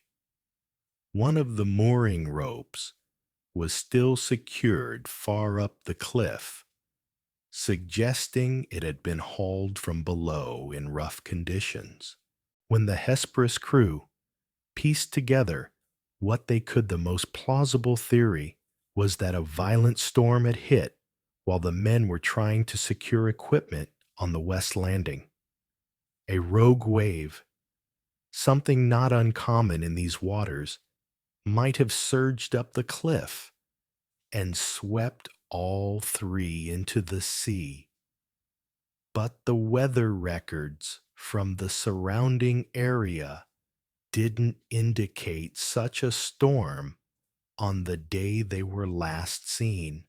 The official inquiry concluded that a sudden wave or gust could have done the job even without a larger storm.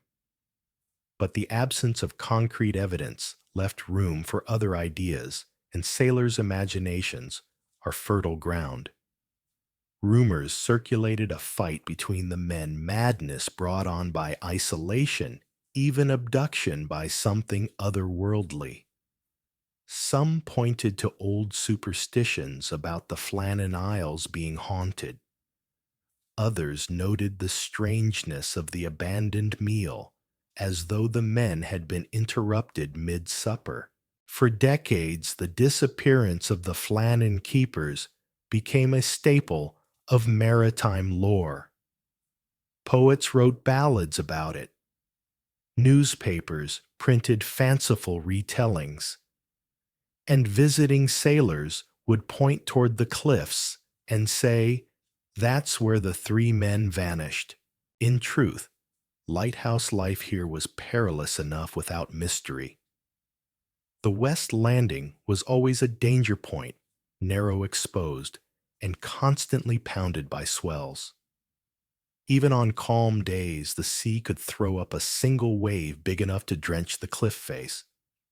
The men were trained to work in pairs when near the water, but the need to secure heavy gear might have forced all three out in haste.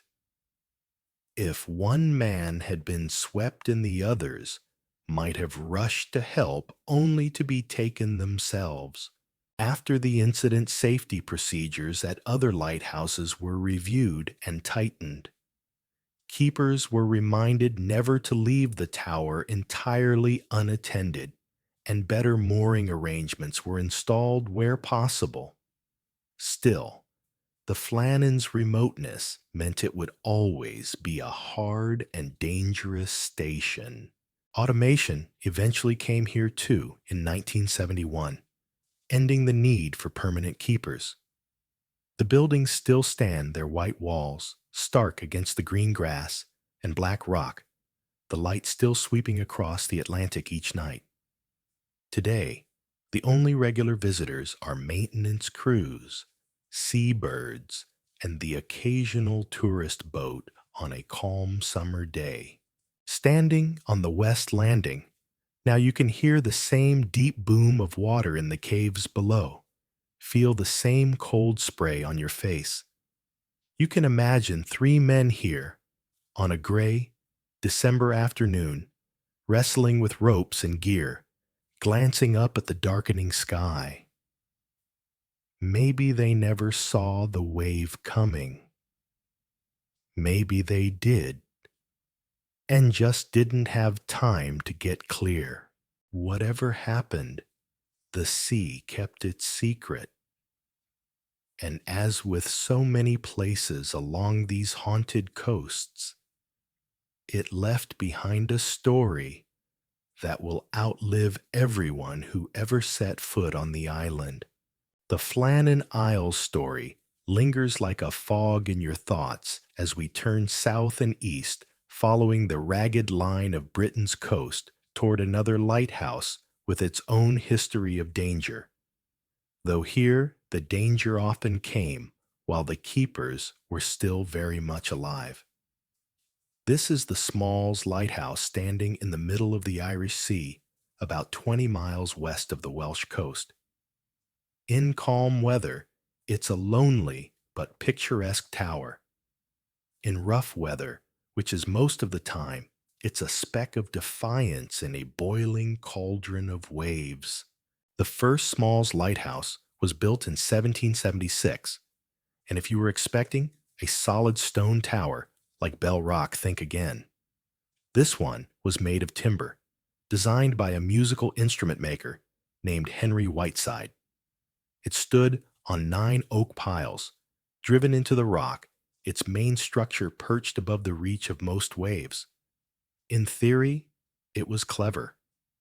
In practice, it was a swaying, groaning contraption that could make even seasoned sailors dizzy. Keepers often reported feeling seasick inside their own lighthouse as storms made the whole structure pitch and tremble. And it was here in the winter of 1801 that one of the most infamous lighthouse keeper tales unfolded, a story so grim that it changed the way lighthouse staffing was handled forever. At the time, the Smalls was tended by 2 men, Thomas Griffith and Thomas Howell. They weren't friends, more like reluctant colleagues assigned to a post no one particularly wanted. The weather that year was especially foul, with gale after gale slamming the Irish Sea. Supply boats struggled to reach them, and when the tenders did arrive, they often had to turn back without unloading. The 2 men were effectively trapped for weeks. Then in late winter, tragedy struck. Griffith fell seriously ill. The details vary in the retelling. Some say it was an accident. others a sudden fever, but the result was the same. He died in the lighthouse, leaving Howell alone. Under normal circumstances, Howell would have signaled the shore and the body would have been removed. But the storms were unrelenting. Days passed, then weeks, with no chance of a boat reaching the rock. Howell faced a grim problem. If he committed the body to the sea, and people later claimed foul play, he'd have no proof of his innocence. If he kept the corpse inside the smell, and the confinement could drive him mad. So he settled on a third horrible compromise. He secured the body in a makeshift coffin of driftwood and lashed it to the outside platform where the sea air might keep it from rotting too quickly. But the Irish Sea has no respect for dignity. The wind caught at the wrappings, loosening them bit by bit. Soon the corpse's arm came free, and in every gale it swung back and forth in view of the lantern room windows as though waving. Howell later admitted the sight nearly broke him. Alone in the creaking, swaying structure, surrounded by nothing but gray water, he was haunted not just by the image, but by the thought of what people on shore might be thinking. When the relief boat finally arrived, after nearly 4 months, Howell was gaunt, exhausted, and hollow-eyed. The officials who came aboard found the grisly sight of Griffith's remains still lashed outside the constant motion of the arm, making it look disturbingly alive. Howell was cleared of wrongdoing, but the ordeal became a cautionary tale in lighthouse lore. The British authorities learned one clear lesson. 2 keepers were not enough. If one died or became incapacitated, the survivor might be left in unbearable isolation. From then on, offshore lighthouses were manned by 3 keepers at a time, ensuring that no one would have to face such a situation alone. The original timber Smalls Lighthouse eventually gave way to a sturdier stone tower, completed in 1861. It stood on a broader base, its walls thick enough to withstand the sea's constant hammering. The living quarters were more comfortable, though comfortable in this context meant dry bunks, a solid table, and just enough space to walk around without tripping over your crewmates. Life at the Smalls was still a test of endurance. The rock was so small that during storms, waves often broke right over the landing stage, making it impossible to leave for days at a time. The sound inside the tower during a gale was deafening, a continuous crash and roar punctuated by the shudder of each impact. Keepers wrote in their logs about how the spray would sometimes reach the lantern room, 80 feet above the water, leaving salt streaks on the glass that had to be scrubbed off before the light could shine properly again. The Irish Sea could also surprise them with moments of beauty. In calm summer weather, the water was clear enough to see shoals of fish circling the rock. Seabirds nested on every ledge, their calls echoing in the still air. The sunsets turned the horizon into a band of molten gold, and at night the stars seemed close enough to touch.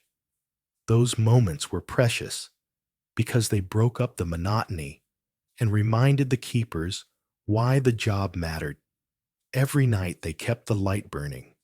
Ships passed safely that might otherwise have foundered on the hidden dangers below.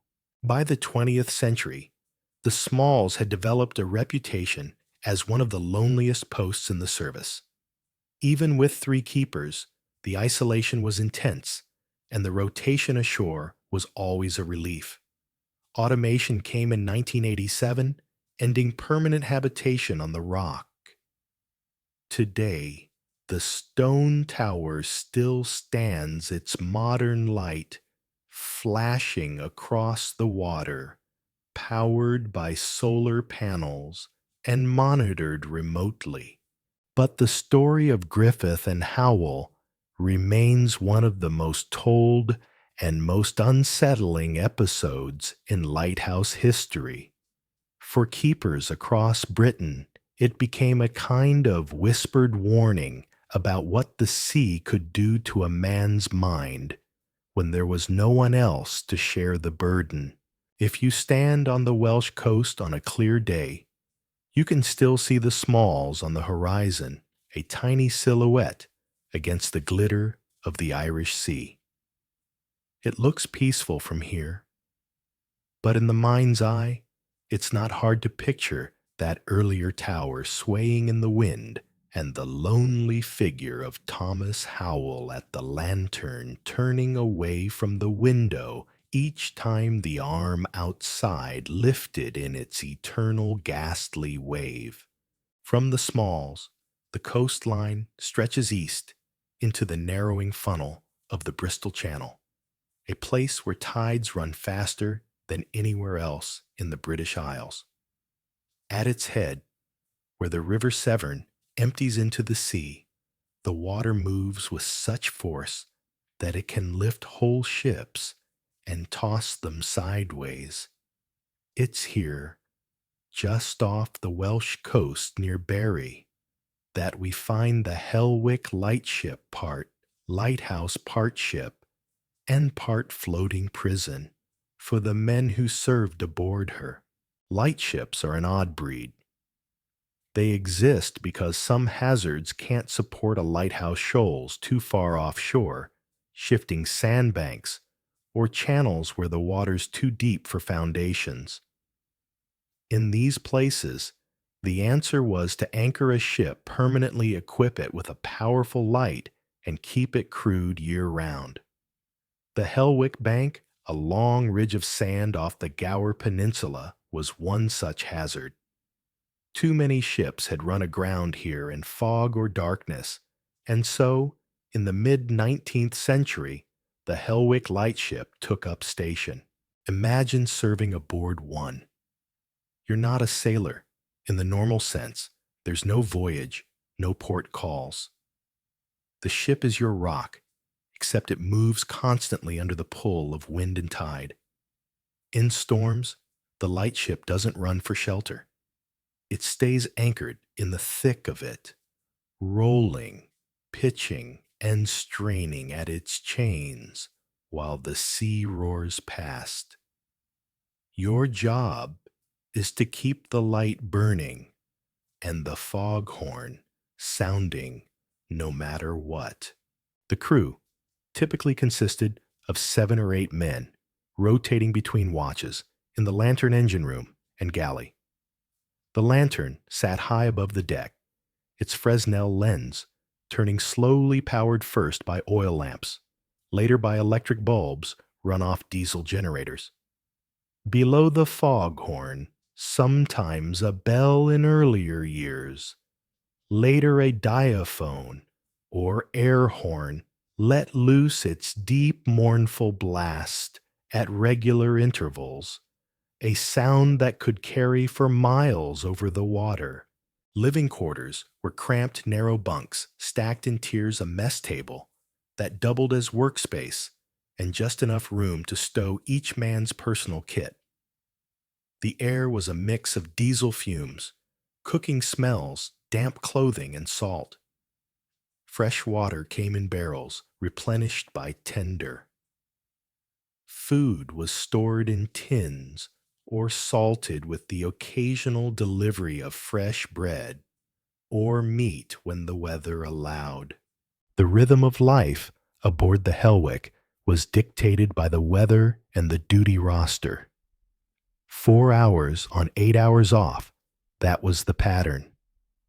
During your watch, you might be up in the lantern, cleaning the glass and checking the lamp's fuel or electrical connections.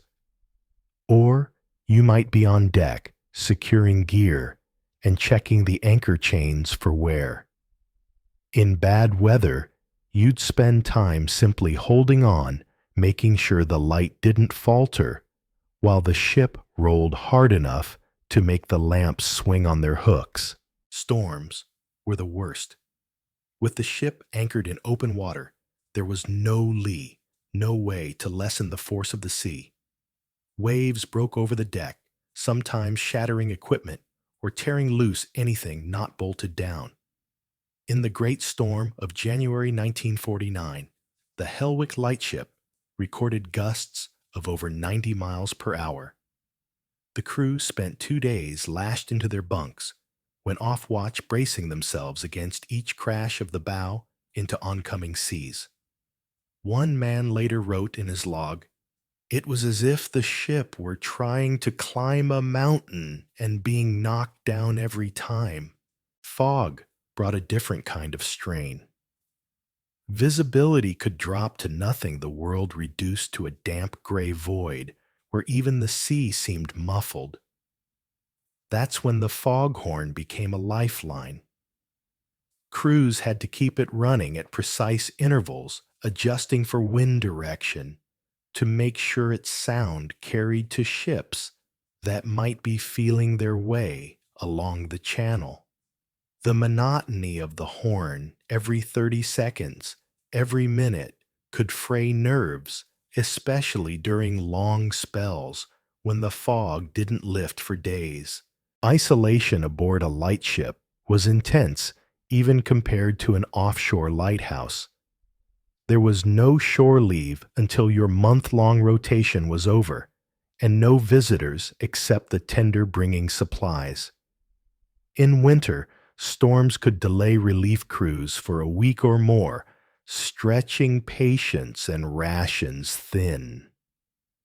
Letters from home might arrive in bundles after weeks of nothing news, already old by the time it reached you.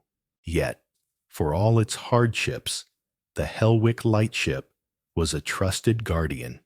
Ships entering the Bristol Channel relied on its beam to mark the sandbanks steering clear of the shoal before setting a course for Cardiff, Swansea, or Bristol. Captains would salute with a short blast of the horn as they passed, and the crew would often wave back from the deck, a brief human connection in a job defined by distance. By the late 20th century, technology began to make manned lightships obsolete. Automated buoys, GPS navigation, and shore-based radar reduced the need for a constant human presence.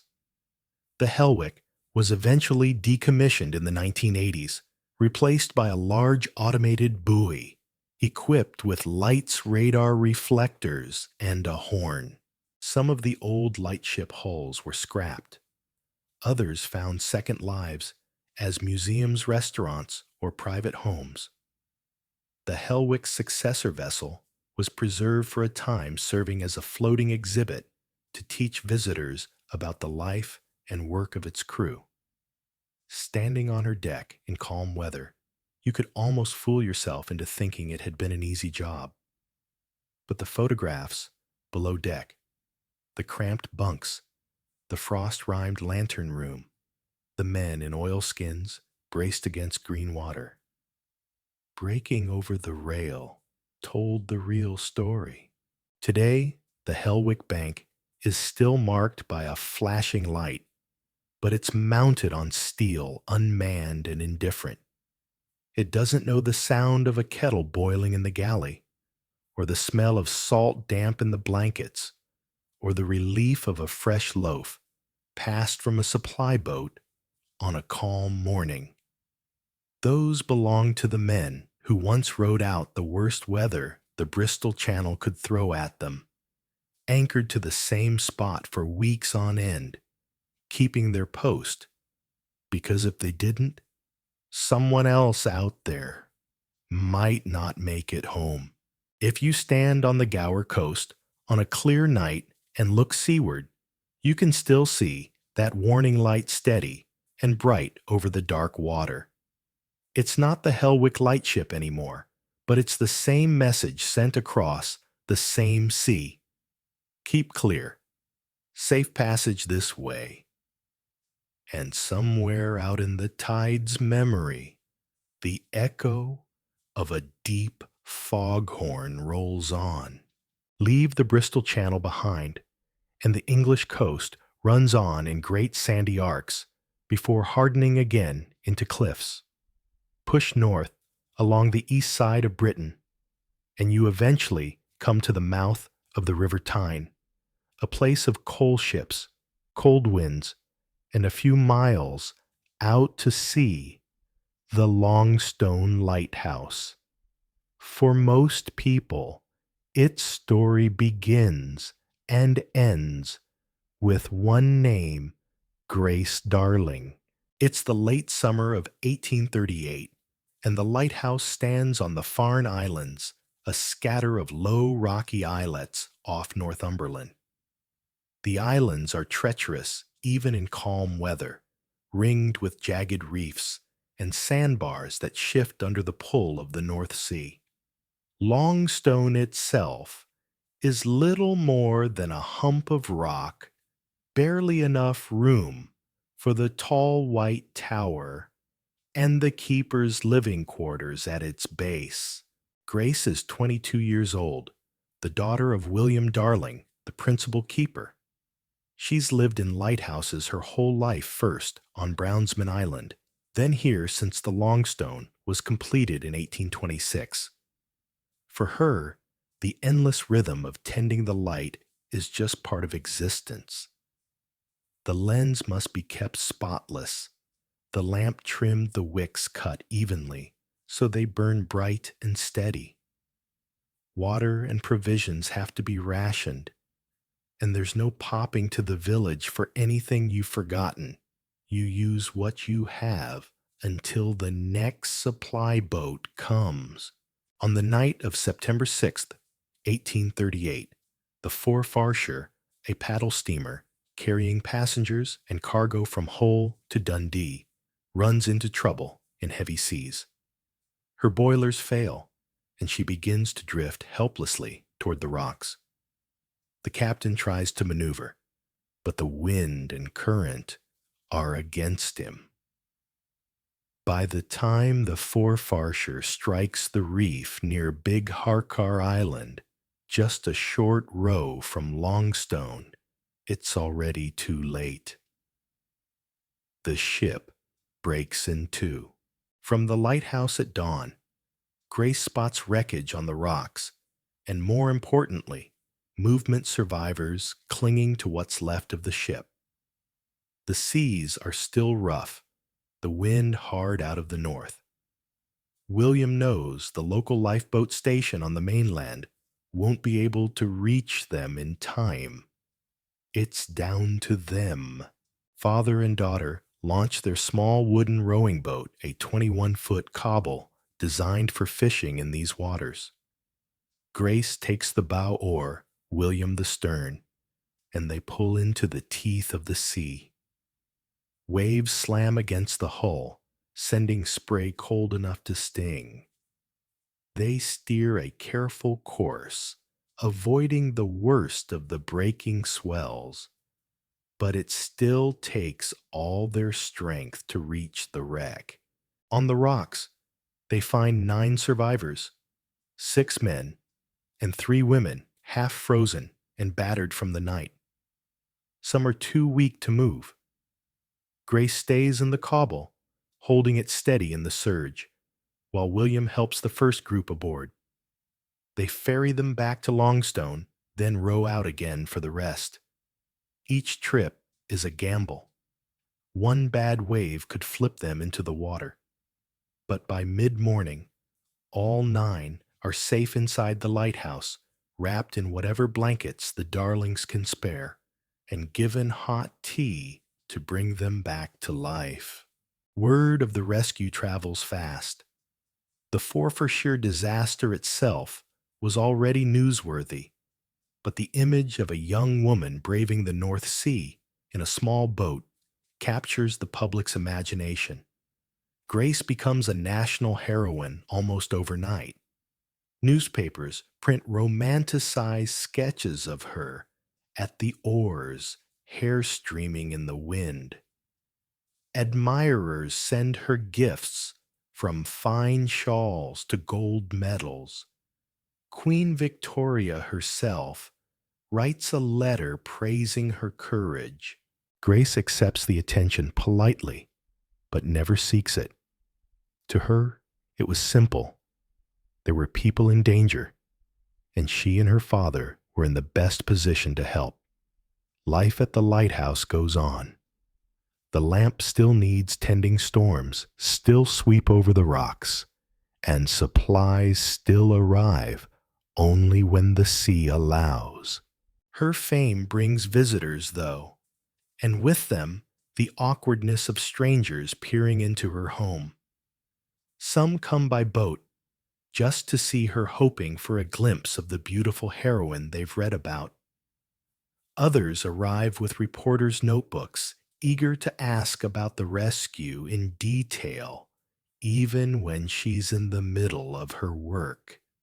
Grace remains unfailingly polite, but she values the quiet of the lighthouse more than the bustle of celebrity.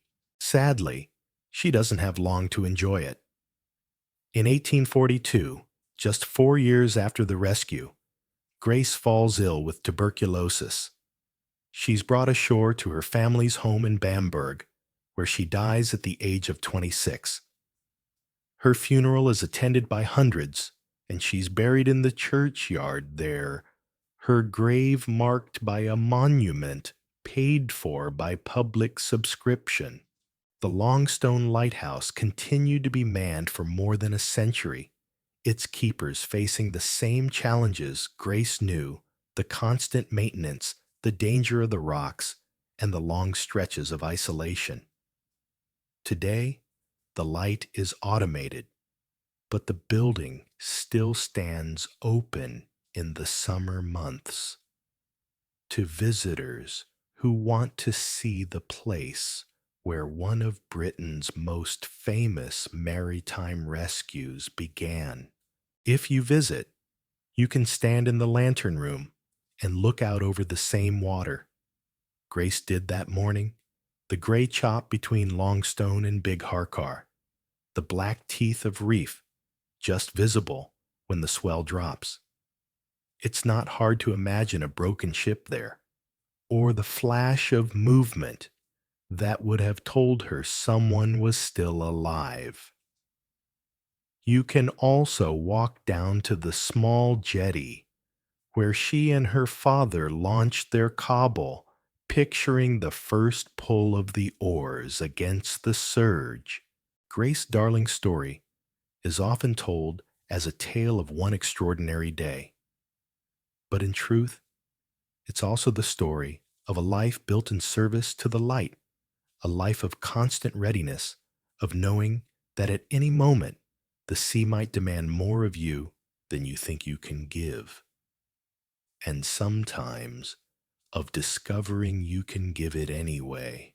The Flannan Islands fade behind us, and the coast curves east toward the churning North Sea. Here, a little farther down, the map sits another lighthouse that earned a reputation not only for danger, but for its strange ability to vanish in plain sight.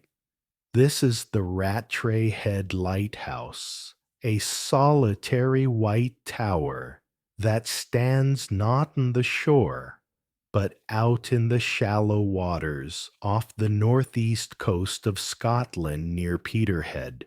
On a calm day, it's a postcard. The tapered tower rising from a solid granite base sculls, wheeling overhead, the water glittering in the low northern light. But most days here are not calm. This stretch of sea is where the North Sea's long swells meet the sandbanks and shoals off the Buchan coast.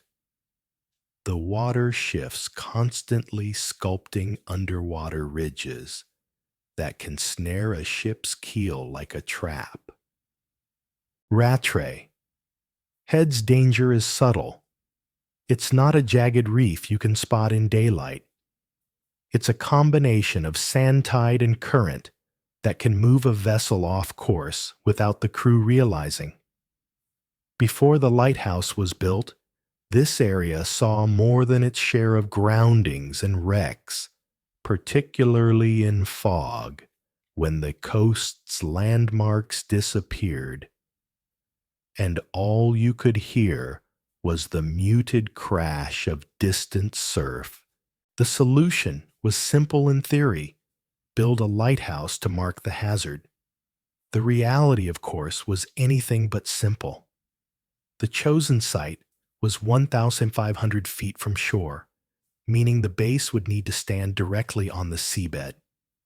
Engineers opted for a cylindrical granite tower on a massive caisson, essentially a watertight chamber sunk into the sand and filled with concrete. Construction began in the early 1890s. Workers battled tides that could change the water depth by several feet in a single hour.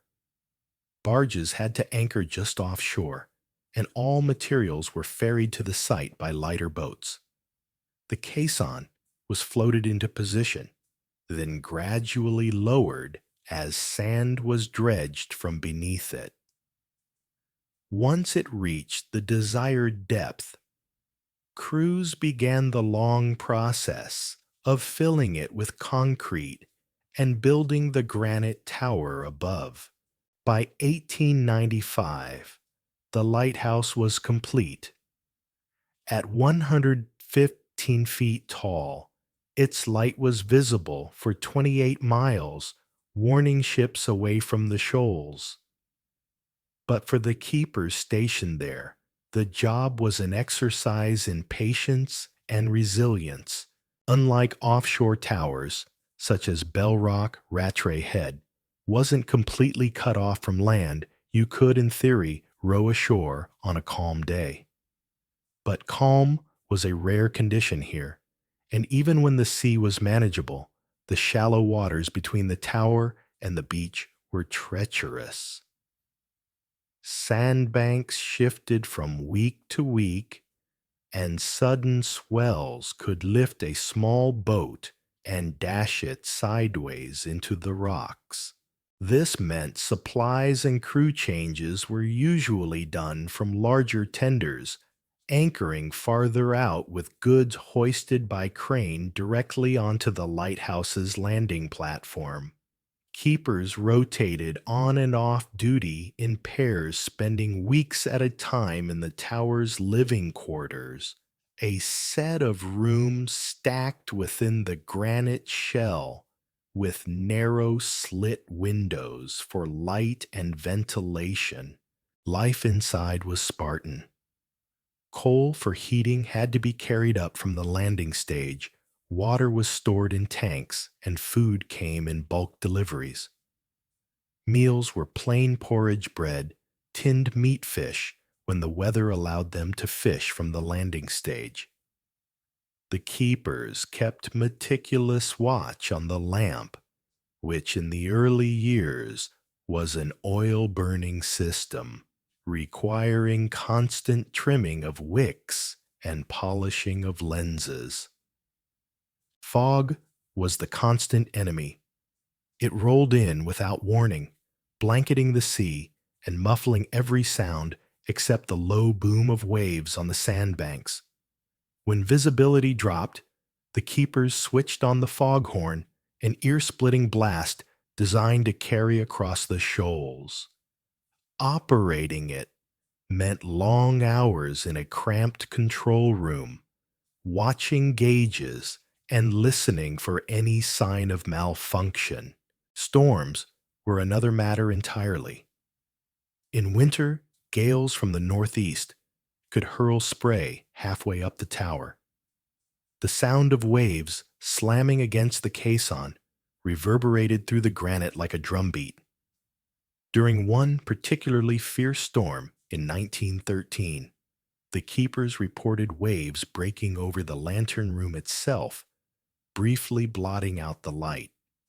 They also recorded a terrifying moment when the entire structure shuddered, causing crockery to leap off shelves and one of the heavy interior doors to swing open on its own. Yet there were quiet days, two moments when the tide was low, the air was still, and the water between the tower and shore lay flat as glass. On such days, the keepers could see seals hauled out on the sandbanks, their sleek bodies glistening in the sun. Flocks of terns and gulls circled overhead, their calls echoing off the tower's walls. The isolation in those moments felt almost like privilege. As the decades passed, technology changed Rattray Head's operations.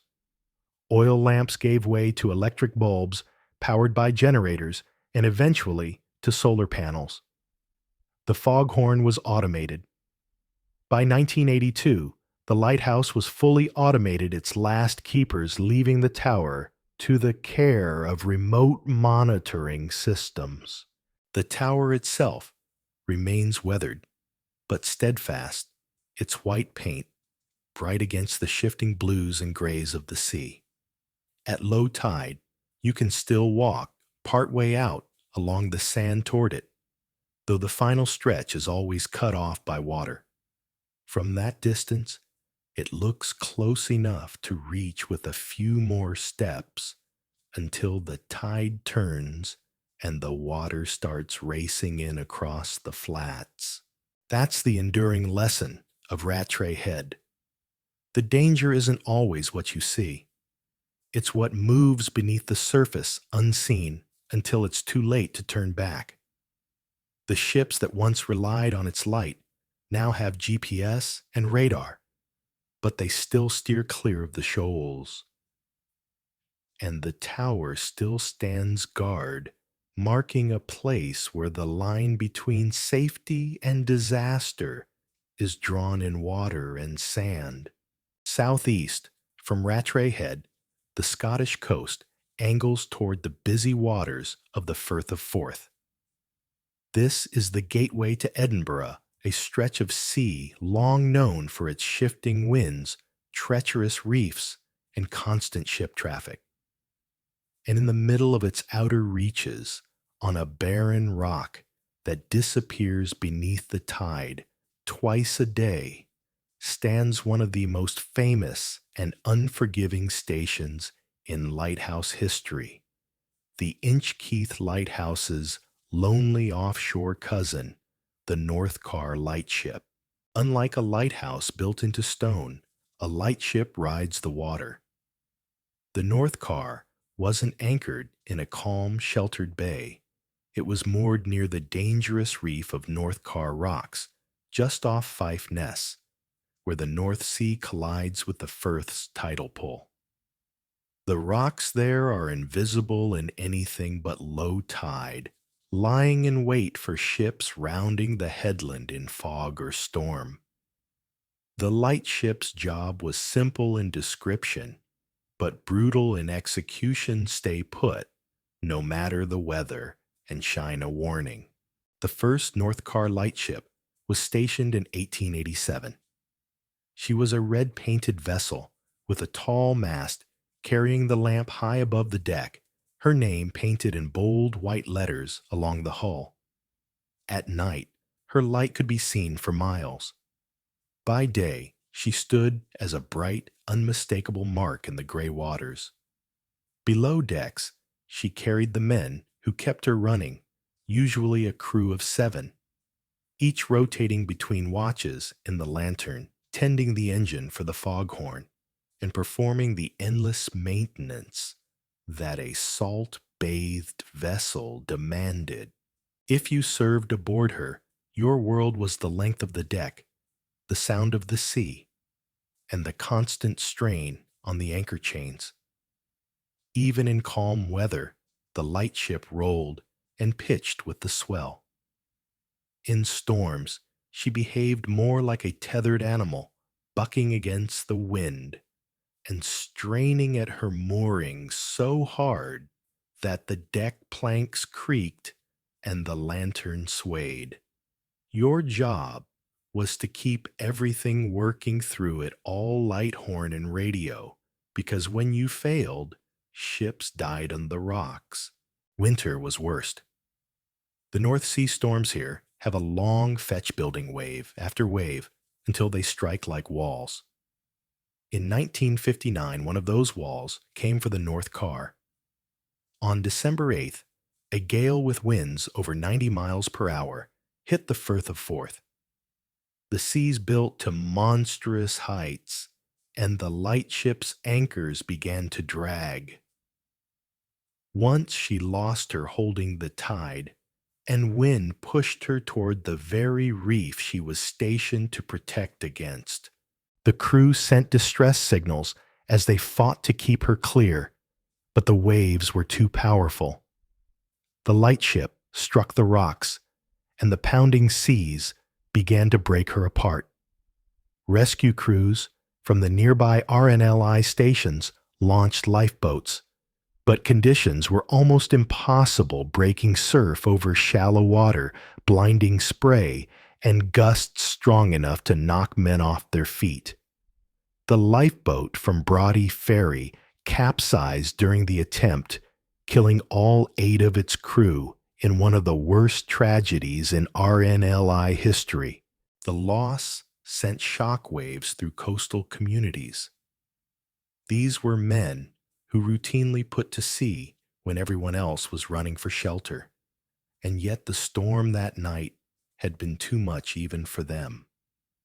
It was a sobering reminder that in certain conditions there was no such thing as a safe rescue, only degrees of risk. The North Carr lightship herself was salvaged and repaired after the wreck, returning to station with a new crew. But the shadow of that storm lingered, and the reef claimed other vessels over the years. Lightship duty was always considered one of the hardest postings in the service. It was lonely, physically punishing, and mentally wearing. The constant motion played havoc with sleep, and the damp seeped into everything: clothes, bedding, even the wood of the bunks. On foggy days, the sound of the horn was a kind of slow torture. Every 30 seconds, a low booming note reverberated through the hull, rattling cups on the mess table and vibrating in your chest. After a few hours, you stopped noticing it consciously, but it kept you from ever truly relaxing. Men would joke about hearing the horn in their dreams, only to be woken by the real thing and realize they hadn't been asleep for more than 10 minutes. Still, there were moments of strange beauty. Sunrise in clear weather would paint the Forth in gold, with the silhouette of the Isle of May on one side and the Fife coast on the other. Migrating seabirds would land on the rails to rest before continuing their journey. Dolphins sometimes surfaced near the hull, their sleek bodies cutting through the water in smooth arcs. These brief interruptions made the weeks feel bearable. By the 1970s, advances in navigation and the cost of manning the lightship began to weigh against its continued use. In 1975, the North Carr was finally withdrawn from service, replaced by automated buoys and radar beacons. The vessel herself was retired, and after a period of neglect, was preserved as a heritage ship in Dundee. She still exists today, red hull, white letters, and the tall mast where her light once burned, though she floats now in quiet water far from the reef. Standing on her deck today, You can look out over the Tay and imagine the difference, the heave of open sea beneath your feet, the constant wind in your ears, the knowledge that for miles around you were the only fixed point in a restless expanse. It's easy to forget that the lightship's purpose was not to be comfortable. It was to be there always in all weather, so that others could find their way safely. That's the paradox of lightship duty, the very thing that makes the posting miserable. The isolation, the unchanging view, the unrelenting sea is what makes it invaluable. And in the history of the North Carr, it's impossible not to see both the heroism and the cost. Every passing ship that steered clear of the reef owed something to those who endured its station, just as every mariner in the Firth still owes a thought to the men lost trying to save them that night in 1959. Sail far enough south from the mouth of the Firth of Forth, and the coast starts to flatten the cliffs, giving way to long beaches and wide estuaries. But just when you think the shoreline might be softening, the Goodwin Sands remind you that the English Channel can be just as treacherous as any North Sea reef. It's here, in the shallows, off the Kent coast, that we find another lonely guardian, the South Goodwin lightship, and the stories of those who kept watch over one of Britain's most notorious ship traps. The Goodwin Sands are not a fixed obstacle like a rocky reef. They're a 10-mile-long stretch of shifting sandbanks lying just a few miles offshore. At low tide, parts of them rise above the surface like a desert island, smooth pale and deceptively solid-looking. At high tide, they vanish beneath the waves, waiting for a ship to stray into their shallows. The sands move constantly under the pull of tides and storms, which means charts are never perfectly up to date. For centuries, mariners called them the ship swallower. By some estimates, over 2,000 vessels have met their end here. In a gale, a ship driven onto the Goodwins can be pounded to pieces within hours, and rescuers may not be able to reach her before she breaks apart. Even in good weather, a grounding can strand a vessel for an entire tide cycle, leaving her helpless if the wind changes. By the mid-19th century, lightships had been stationed along the Goodwins to mark safe passages. The South Goodwin lightship, moored at the southern end of the sands, was one of the most important. Like her sister stations, she was a large, brightly painted vessel, red hull, tall mast, with a lantern, and later a foghorn to sound in poor visibility. Her crew of 7 to 8 men lived aboard in rotations lasting 4 weeks or more. Life aboard the South Goodwin was a blend of monotony and sudden bursts of danger. On calm days, the work was mostly maintenance, keeping the lantern's glass polished, the light mechanism in working order, the foghorn ready for action, and the deck gear secure. The rest of the time was spent cooking, cleaning, and trying to keep yourself occupied in the cramped quarters. You could see the Kent coast from deck on a clear day, Dover's white cliffs, just a faint line, but you might go weeks without setting foot ashore. Storms were a different matter. The Goodwin Sands didn't shelter the lightship from the channel's fury. They amplified it. Waves would come from multiple directions, reflecting off the sands and creating chaotic, unpredictable motion. The anchor chains were always under strain, and the crew kept a close watch for signs of dragging. In one of the most infamous episodes in lightship history, the South Goodwin herself became a casualty. On the night of November 27, 1954, a ferocious gale tore through the channel, with winds gusting over 80 miles per hour. The seas built to monstrous heights, and the South Goodwin's anchors began to fail. By the early hours of the morning, she had broken free. Without her anchors to hold her, the lightship was at the mercy of wind and tide, and they drove her straight onto the sands she had guarded for decades. The impact was violent enough to knock men from their bunks. The hull began to pound against the shifting sand, each wave lifting and dropping her with bone-shaking force. The crew sent out distress calls, but the conditions were nearly impossible for rescuers. The Deal lifeboat and RAF helicopters tried to reach the stranded vessel, but the wind's ferocity and the breaking surf made approach dangerous.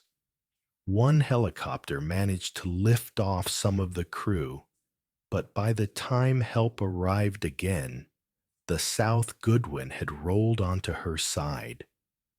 Several men were trapped below decks when she capsized. Out of her crew of 7, only 2 survived. The wreck remained on the sands for years, gradually breaking apart. Pieces of her hull were still visible at low tide well into the late 20th century, a grim reminder that even the watchers could be claimed by the dangers they marked. After the disaster safety measures for lightships were reviewed and improved, anchor systems were upgraded, and some stations were moved slightly to give more margin in extreme weather. But the Goodwin Sands never became safe. They were simply watched more carefully. For those who served aboard, in the years after 1954, the South Goodwin's fate was a constant reminder. In heavy weather, you could feel the chains stretching and creaking, hear the deep groan of the ship as she fought to hold position. Men would take turns on anchor watch, through the night eyes, fixed on the taut links, disappearing into the water, listening for any change in rhythm that might mean the ship was starting to drift. Fog could be almost as nerve-wracking. In thick weather, the foghorn became the crew's heartbeat, sounding at precise intervals, sometimes every 30 seconds for hours or days at a time. The low, vibrating note rolled out over the water, warning unseen ships away from the sands. In the cramped mess room below, the sound was ever present, sometimes rattling the plates on the shelves. There were rare moments of respite. Calm summer mornings could turn the channel into a sheet of glass, with the sands visible just below the surface like pale shadows. Seals would haul out on the exposed banks, basking in the sun. Migrating birds would rest on the rigging, bringing flashes of color to the gray monotony. On such days, the lightship felt like a lonely but peaceful island. Technology eventually made manned lightships obsolete here too. By the 1970s, automated buoys and improved radar coverage meant fewer vessels needed a constant human guardian on station. The last manned lightships left the Goodwins in the early 21st century, replaced by solar-powered structures and GPS beacons. But the legend of the South Goodwin endures part cautionary tale, part badge of honor for those who served on the sands. The Goodwins themselves are still there, still shifting, still swallowing the occasional unlucky vessel. On certain tides, you can walk on parts of them, the wet sand firm underfoot, the horizon unbroken in every direction. It feels solid, safe, But the locals know better. They'll tell you not to linger when the tide's turning, because the sea here doesn't just rise, it races back fast enough to cut you off before you realize you're trapped. And maybe if you stand on the edge and look out toward where the South Goodwin once held her station, you'll imagine the shape of a red hull against the gray sky, the faint toll of a foghorn across the wind, and the quiet resolve of the men who kept watch there until the sands claimed one of their own. From the flat, deceptive horizon of the Goodwin Sands, we turn west toward a coast where the danger is anything but hidden.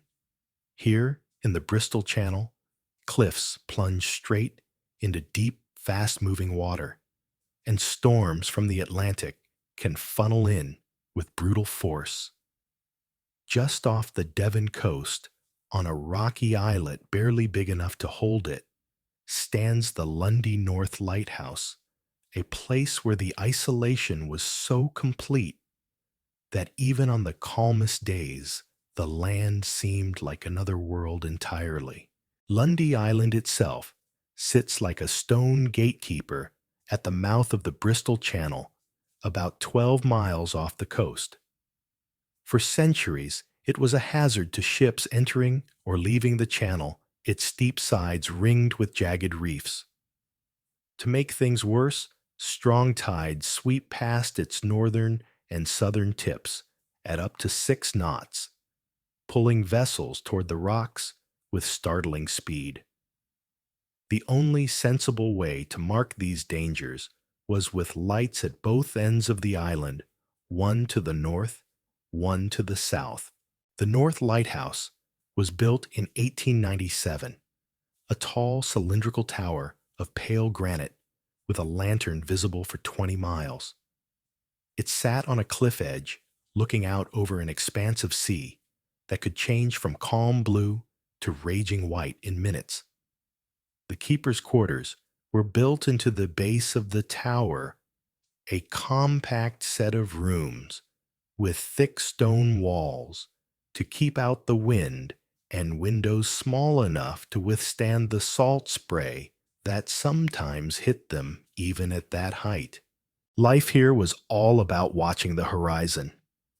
The channel is a busy waterway even now, and in the early 20th century, it was thick with coal steamers, fishing trawlers, and passenger liners heading for the ports of Bristol, Cardiff, and beyond.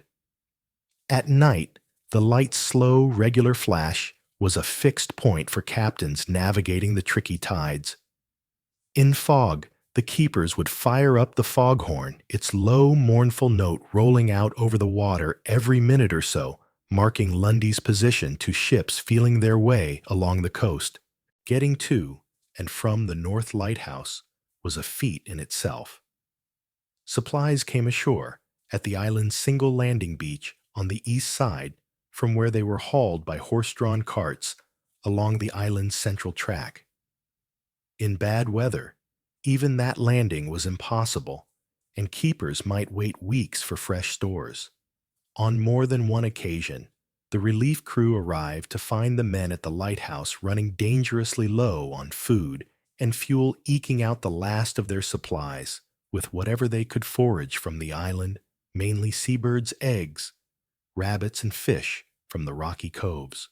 The isolation wasn't just physical, it was psychological. The view from the lantern room was nothing but sea in 3 directions and the empty moorland of Lundy behind you. The wind here had a voice of its own, whistling through the rigging of ships that passed in the distance, howling against the stone when storms rolled in. Even on clear days, the horizon could seem endless, making the tiny rooms of the lighthouse feel smaller still. But the keepers kept to their work with discipline. The light had to be maintained every single day, lenses cleaned, lamp wicks, trimmed oil reservoirs topped up. The foghorn machinery, a beast of pipes and compressors, needed constant inspection, to make sure it would sound instantly when needed. Any lapse could mean disaster for a ship trying to pick its way through the channel. There were moments of drama, too. In February 1909, the steamer Montague ran aground on rocks off the north end of Lundy in dense fog. The keepers at the North Lighthouse were among the first to spot her looming out of the mist just hundreds of yards from the tower. They raised the alarm, sending word down the island to organize a rescue. Local boatmen braved the swell to ferry crew and passengers to safety, while the lighthouse men kept the foghorn going so other vessels wouldn't suffer the same fate. In calmer times, there was a rhythm to the days. Morning brought routine maintenance, and cleaning afternoons might be spent repairing gear or tending the small vegetable gardens the keepers scratched out of the thin soil. Evenings were for writing letters, reading old newspapers brought by the last supply boat, or playing cards at the galley table. At night, one man kept watch in the lantern room, while the others tried to sleep in the narrow bunks below. Winter was the true test. Storms could batter Lundy for days, without pause, the sea turning white and furious, the spray reaching the windows of the lantern. The whole tower shuddered with each blast of wind. Outside, the sound was a roar.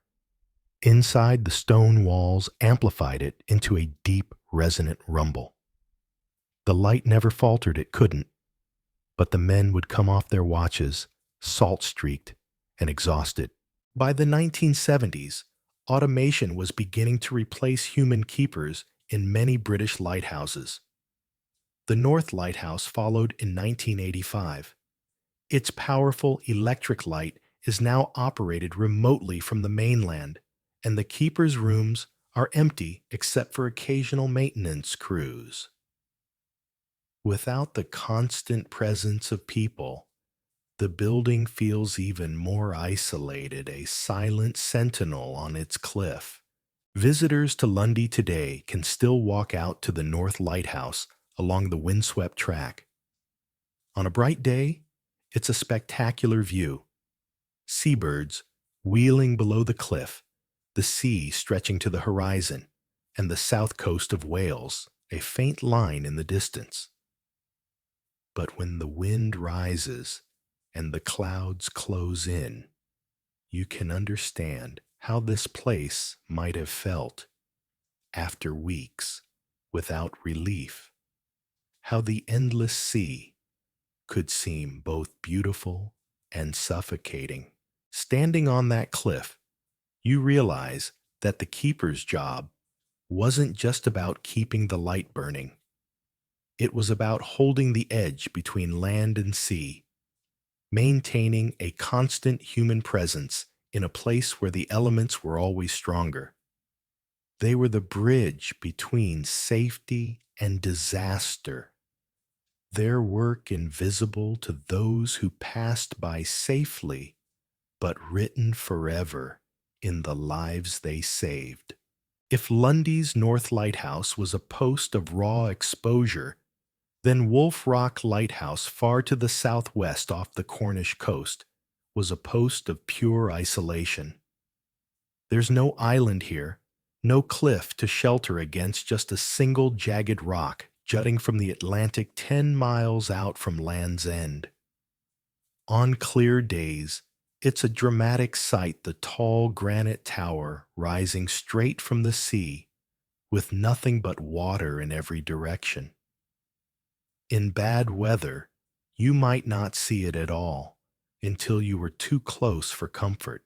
Wolf Rock got its name from the eerie howling sound the wind makes when it rushes through a narrow fissure in the stone, a noise sailors swore could be heard for miles in the right conditions.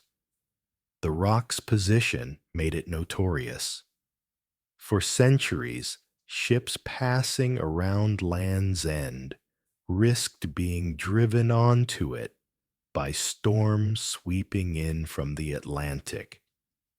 It's a hard target to avoid in heavy weather, especially when visibility is poor. Before the lighthouse was built, various attempts were made to mark the rock. The first was a large day mark, a kind of beacon pole that was destroyed by waves within months. Then came an iron tower, begun in 1861, which itself took 8 years to finish, because work could only be done in the calmest summer weather. The final granite tower, completed in 1870, was engineered to take the worst the Atlantic could throw at it, a tapering cylinder 135 feet high, anchored into the rock with massive iron bolts. For the keepers who served here, the experience was closer to being at sea than to being on land. You lived surrounded by water 24/7 with supply runs and crew changes entirely dependent on the weather. The landing stage was nothing more than a set of iron steps bolted to the side of the rock, reached by small boat from a tender. In anything more than a moderate swell landing was impossible, and relief crews might wait weeks for a safe window. Inside the living quarters were stacked vertically in the tower storerooms and machinery rooms at the bottom, sleeping cabins and galley in the middle, and the lantern at the top. Space was tight, just enough room for a narrow bunk, a small table, and shelves for personal belongings. The walls were thick to withstand the constant battering, and the windows were small, more like portholes than anything else. The daily routine was dictated by the lamp and the weather. In the early years, the light was an oil lamp, with a complex system of prisms and lenses requiring constant cleaning and adjustment. Later, electric lamps replaced oil, but the work remained polishing the glass, maintaining the rotation mechanism, and ensuring the light never failed during the night. Storm days were the true test of endurance. Out here, waves could hit the tower so hard that spray reached the lantern 120 feet above the sea. The sound was like a cannon blast reverberating through the stone and into the very bones of the men inside. In the worst weather, the entire tower would shudder, and the keepers would have to lash down anything loose to keep it from sliding across the floor. More than one keeper admitted that during those gales, they slept fully clothed, ready to respond to any emergency. There's an old story from the 1930s of a storm so violent that a wave broke the glass of the lantern, drenching the lamp inside. The keepers had to fight to keep the light going while salt water streamed down the walls. The damage took weeks to repair, with temporary covers lashed in place to keep the weather out. Even in calmer times, the damp was relentless. Everything smelled faintly of salt and mildew, and clothes never truly dried. Yet there were moments of surreal beauty, too. On clear nights, with the light sweeping across the dark water, the horizon seemed infinite. Bioluminescent plankton sometimes lit up the waves below, creating a shimmering halo around the rock. In summer, seabirds nested on the ledges, their calls echoing between the stone and the sea. Dolphins and the occasional basking shark swam by curious about the tower. Still, the psychological strain was real.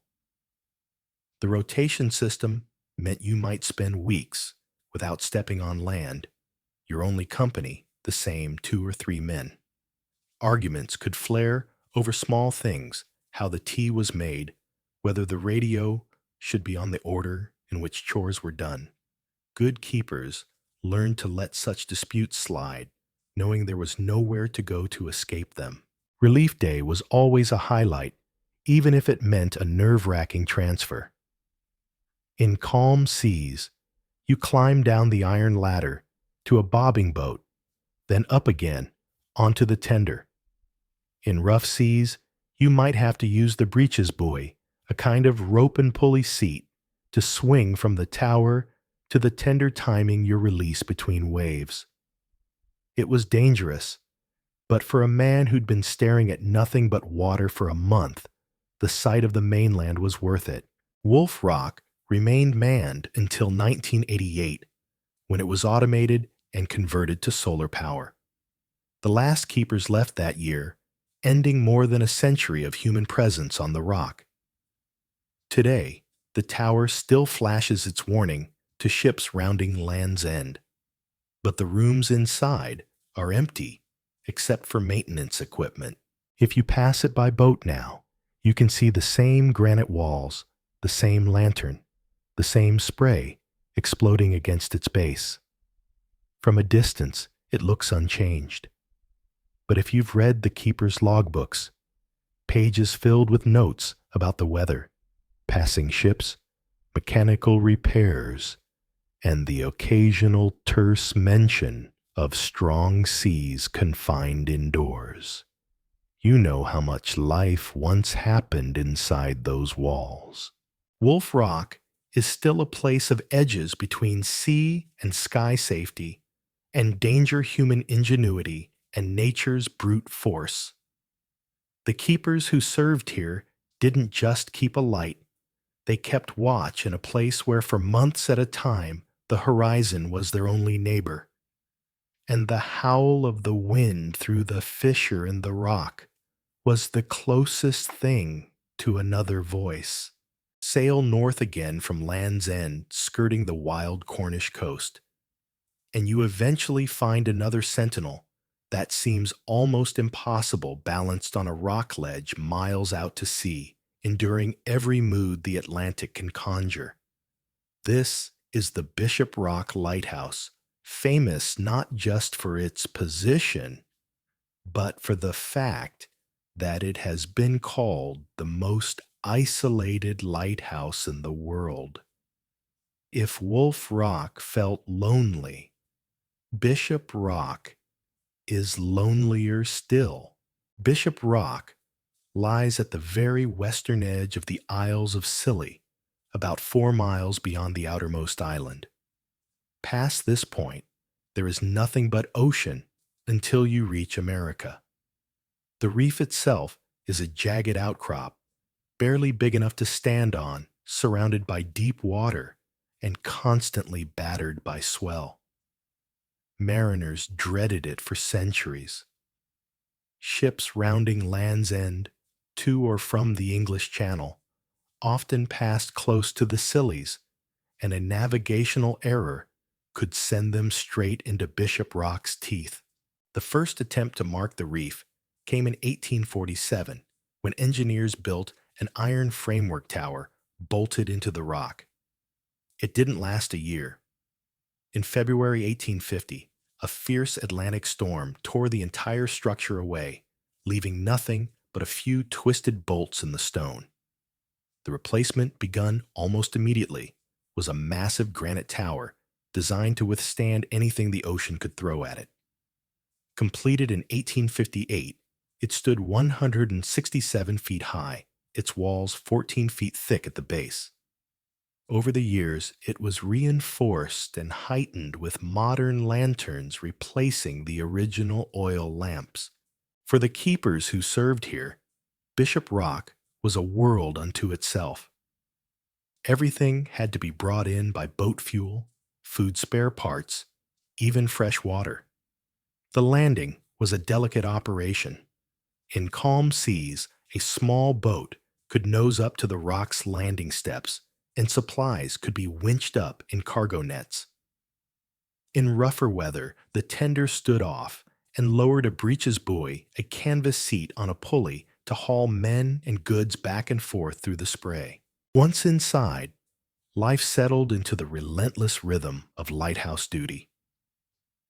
The quarters were compact but sturdy, a galley bunk room's a mess area, and above them, the lantern and machinery rooms. Thick stone walls kept out the worst of the wind, but the sound of waves was ever present, a constant low rumble punctuated by sudden booming crashes when a big swell struck just right. On storm days, the tower became a drum. Spray would reach the lantern 160 feet above the sea, plastering the glass with salt that had to be washed off between watches.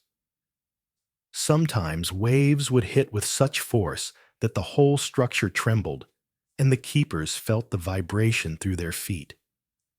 In the logbooks, entries for such days are terse: confined indoors, sea breaking over tower. That phrase could mean hours or days of being cut off from the outside world, with only the light steady sweep as proof that their work was still reaching someone.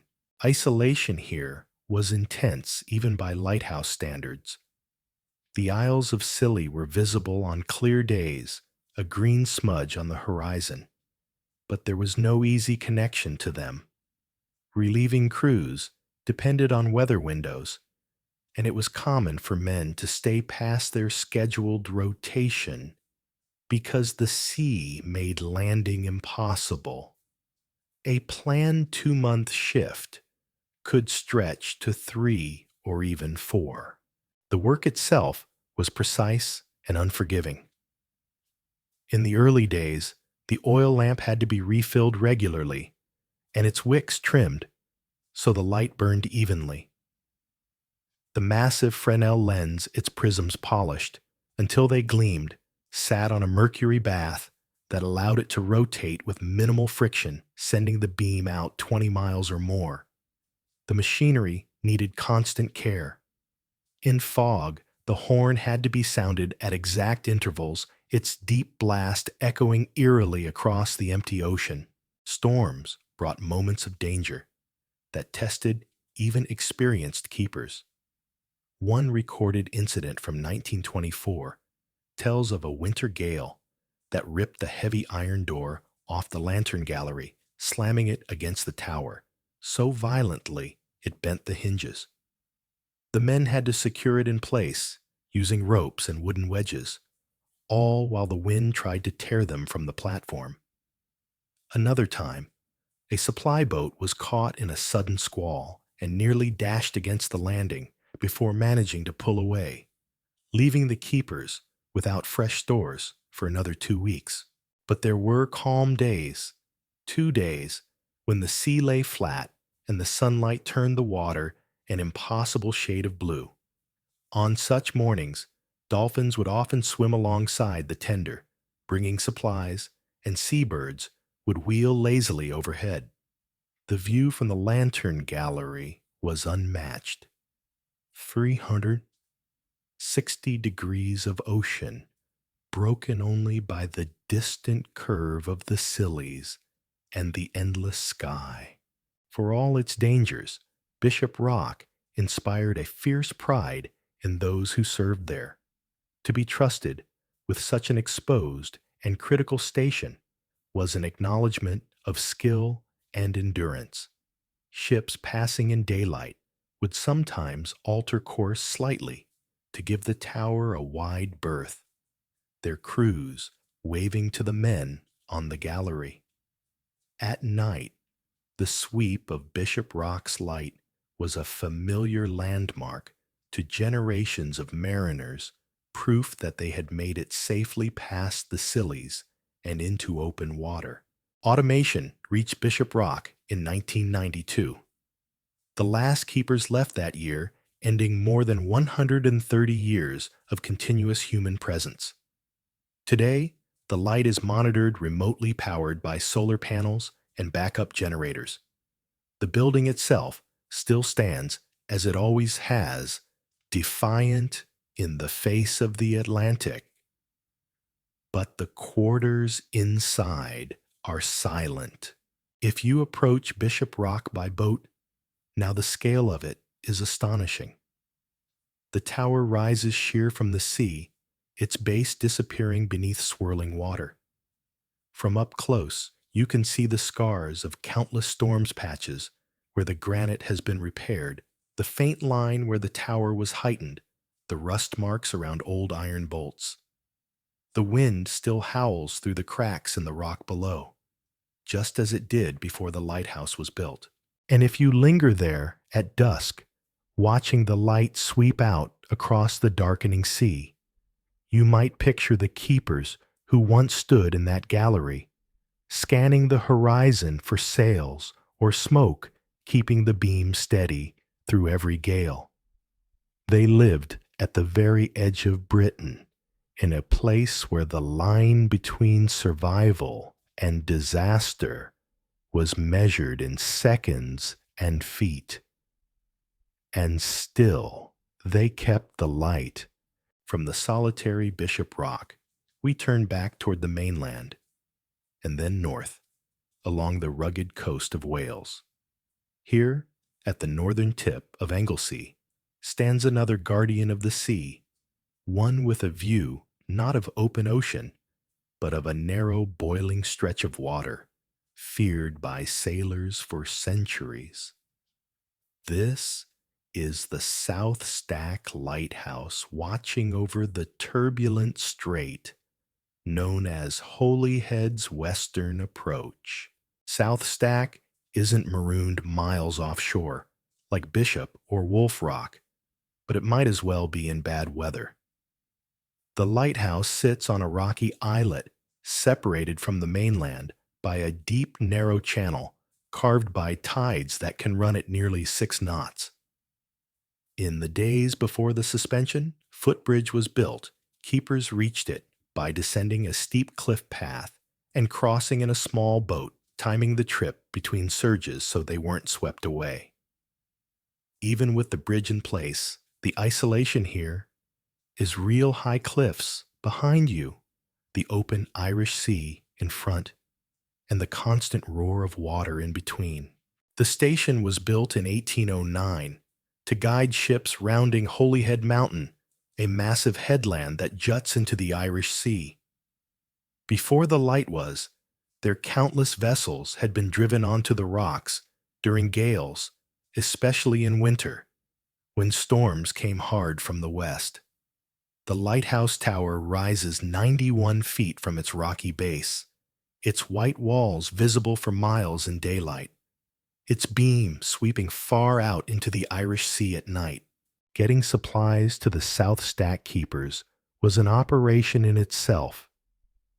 Everything coal for the fire oil, for the lamp food, fresh water had to be carried down the cliff path from the mainland, across the bridge, and up into the tower's storerooms. In bad weather, waves sometimes crashed so high that spray drenched the bridge, making the crossing slippery and dangerous. In winter, ice could coat the iron steps and handrails, forcing keepers to chop and scrape their way across. Life here was defined by the rhythm of the tides and the wind. The keepers' quarters built into the base of the tower were small but warm, their thick walls shielding against the worst gales. The lantern above was tended constantly, its lenses cleaned, its mechanism wound, to keep the light turning steadily through the night. In fog, the great fog bell mounted on the gallery would toll at set intervals, its deep note rolling out over the water to warn ships hidden in the mist. Later, the bell was replaced by a compressed air foghorn, whose booming call could be heard for miles. The view from the lantern gallery could change in minutes. On a clear summer evening, the horizon stretched unbroken, the sea a sheet of blue-green glass, with the mountains of Snowdonia rising in the distance. On stormy nights, the world narrowed to the white flash of waves exploding against the rocks below, spray reaching almost to the gallery. The wind here could be fierce enough to make you lean into it, to stay upright, carrying with it the sting of salt and the cries of gulls swept from their ledges. There were rescues, too. The keepers were often the first to spot trouble offshore, and more than once they joined local boatmen in rowing out to aid a vessel in distress. In 1853, the clipper, Royal Charter, homeward bound from Australia with gold in her hold, was driven onto rocks a few miles up the coast in one of the worst storms of the century. Though hundreds of lives were lost, the South Stack keepers helped coordinate rescue efforts for those few who reached the shore alive, guiding rescuers through the gale with lanterns and handbells.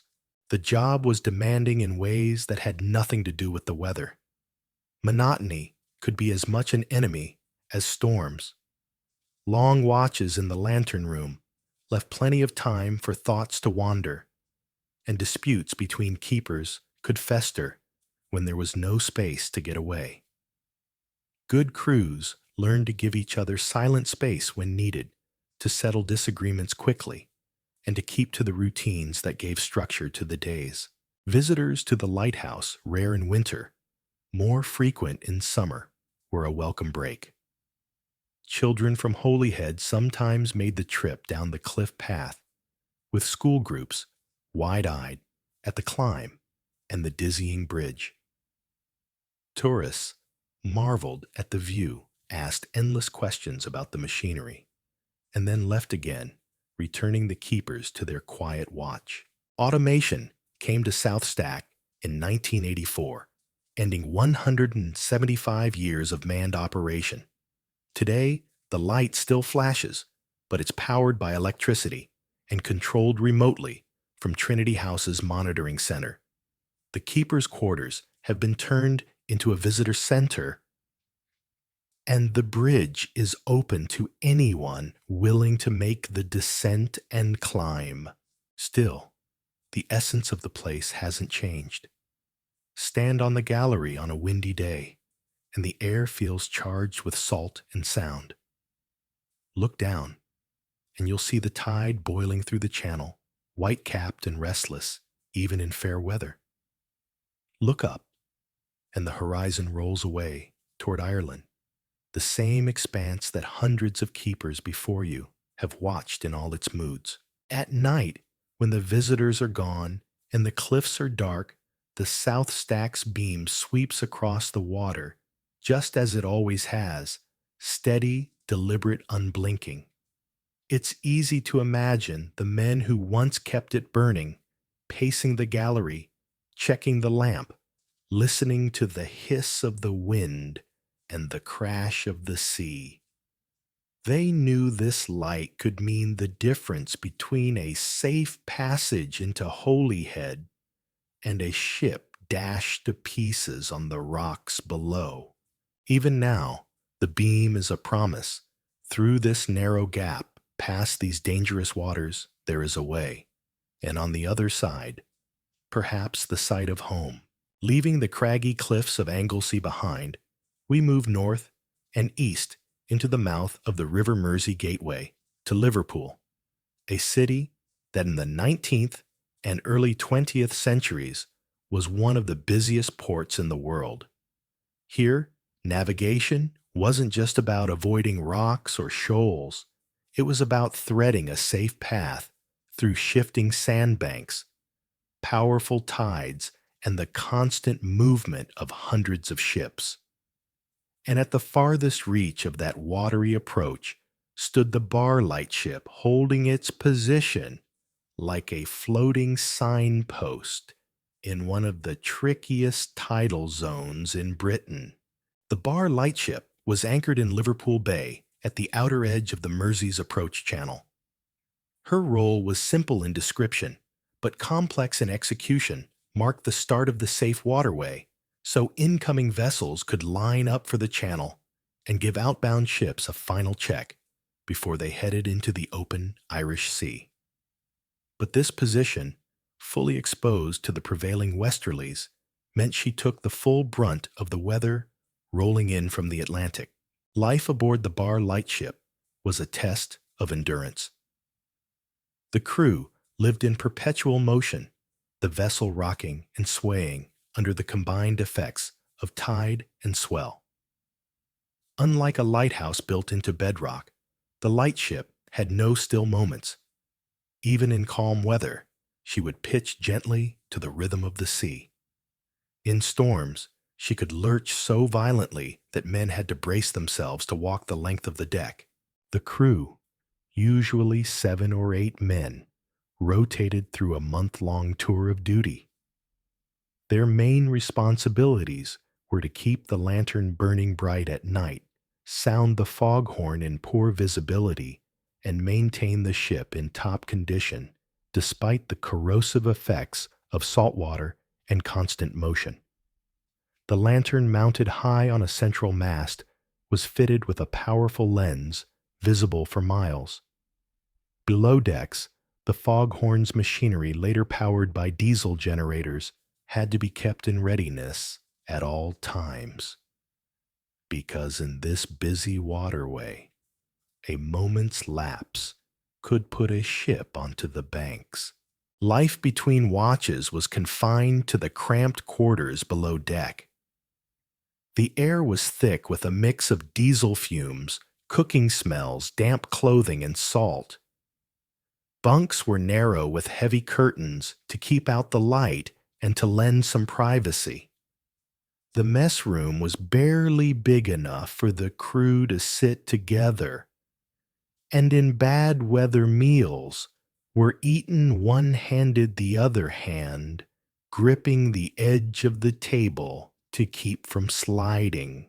The Mersey's tides ruled everything. Twice a day, the water surged in and out at speeds that could make a small boat unmanageable.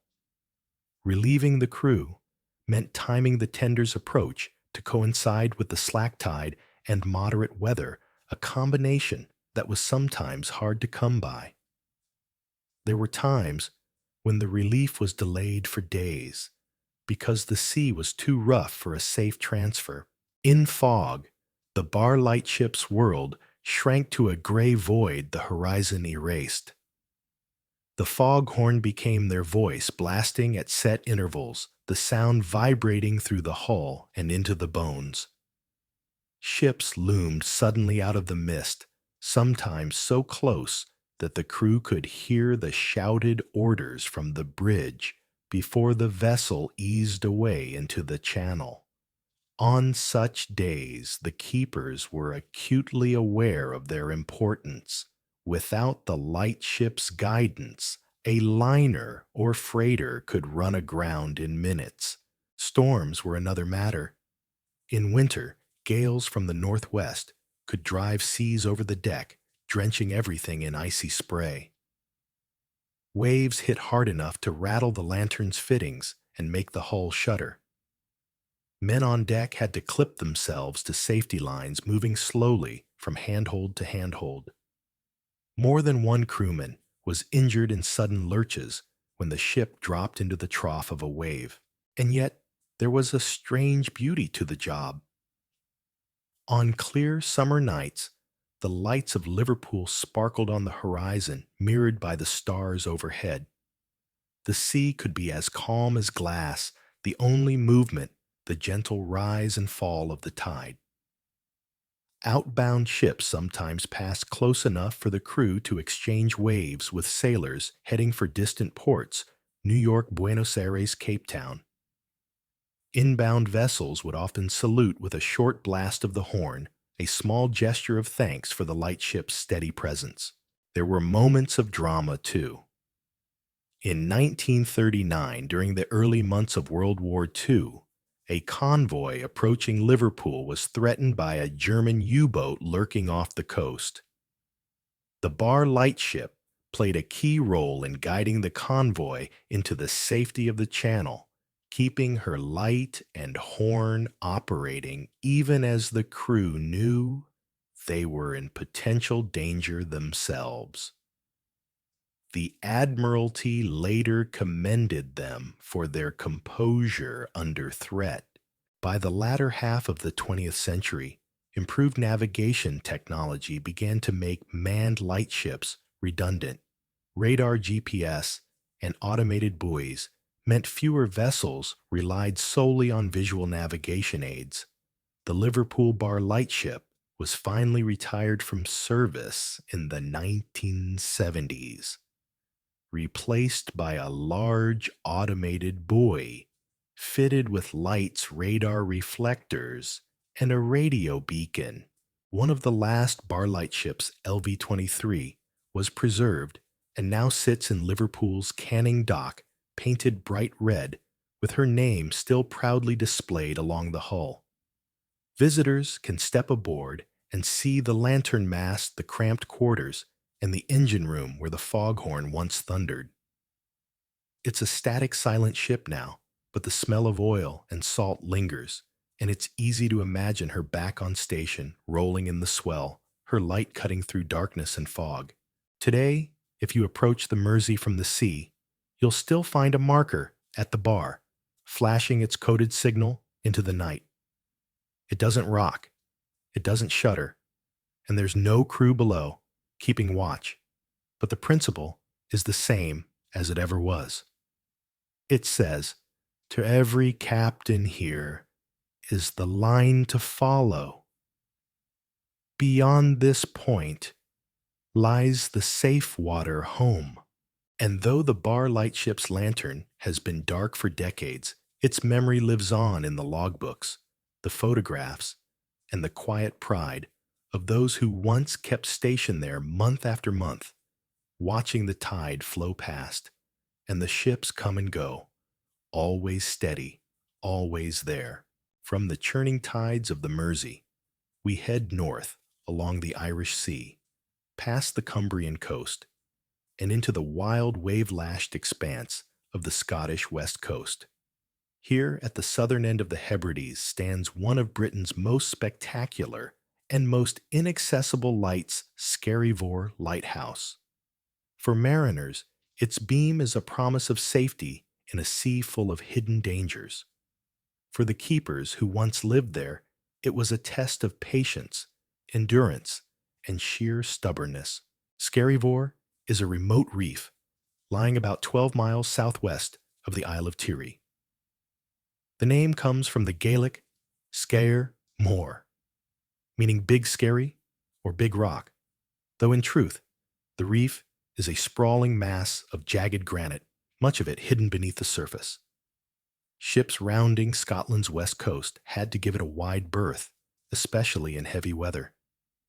Before the lighthouse was built, countless vessels had been wrecked here, their timbers scattered along Tiree's beaches. The challenge of building a light on Skerryvore was enormous. The reef is only exposed at low tide, and even then, the waves often break over it. Engineer Alan Stevenson, uncle to the novelist Robert Louis Stevenson, was tasked with the job in 1838. He designed a massive stone tower, 138 feet tall, with walls so thick at the base that they could withstand the full fury of the Atlantic. It took 6 years to complete, with work possible only in the calmest summer months. When it was finally lit in 1844, Skerryvore instantly became one of the most important lighthouses in the British Isles. Its beam reached 24 nautical miles, guiding ships safely past the reef and into the Minch, or around the Hebrides. But for the keepers, the station's remoteness meant life here was unlike any other. There was no land nearby, only the tower itself, built on a rock, barely larger than its foundations. Relief crews came by, tender from Tiree, timing their approach to coincide with slack tide and calm seas. More often than not, the weather forced delays and keepers stayed far longer than their scheduled shifts. One logbook entry from the late 19th century records a keeper stranded for 12 consecutive weeks because the sea never settled enough for a safe landing. Inside the living quarters were stacked above the storerooms and oil tanks with the lantern room high above. The rooms were small but solid with curved walls to match the tower's shape. Each had tiny windows, more porthole than pane, designed to keep out spray and driving rain. In winter, storms' waves sometimes broke so high that they rattled the glass 100 feet above sea level. The routine was unchanging, but vital. In the early years, the lamp burned colza oil, later replaced by paraffin, and finally by electricity. Whatever the fuel, the light had to be perfect. No soot, no dirt, the wicks trimmed evenly, the great Fresnel lens polished until it shone like crystal. The keepers worked in shifts, climbing the spiral staircase to the lantern room every few hours to check the mechanism, win the weights that rotated the lens, and record weather observations. The isolation could be intense. On stormy days, the horizon vanished into gray, and the sea became a heaving plain, the tower swaying slightly under the force of the wind. There was no bridge to cross, no shore to walk. The only outside was the narrow gallery around the lantern, where you could step out into the roar and feel the salt sting your face. The constant sound of waves became a background hum, punctuated by the boom of breakers hitting the base like distant artillery. Resupply was a delicate operation. The tender would anchor nearby, and small boats would ferry supplies to the tower's landing stage, a slippery set of steps cut into the rock. In rough seas, cargo nets were used instead, swinging crates of food fuel and mail up from the boats below. Everything had to be hauled up the narrow stairs by hand and stowed carefully. A spilled barrel of oil or a dropped sack of flour could mean weeks of shortage. There are stories of moments that tested even the most seasoned keepers. In 1954, a violent winter storm damaged the landing stage, cutting the keepers off from resupply for nearly 2 months. Their food ran so low that they rationed every meal, supplementing with fish caught from the base of the tower. The log from that time is terse, but telling plenty of wind, no boat stores very low. Sea still breaking over the rock, but there were moments of quiet beauty as well. In summer, when the sea lay calm and the air was clear, the view from the lantern gallery stretched to the mountains of Mole and the low green sweep of Tiree.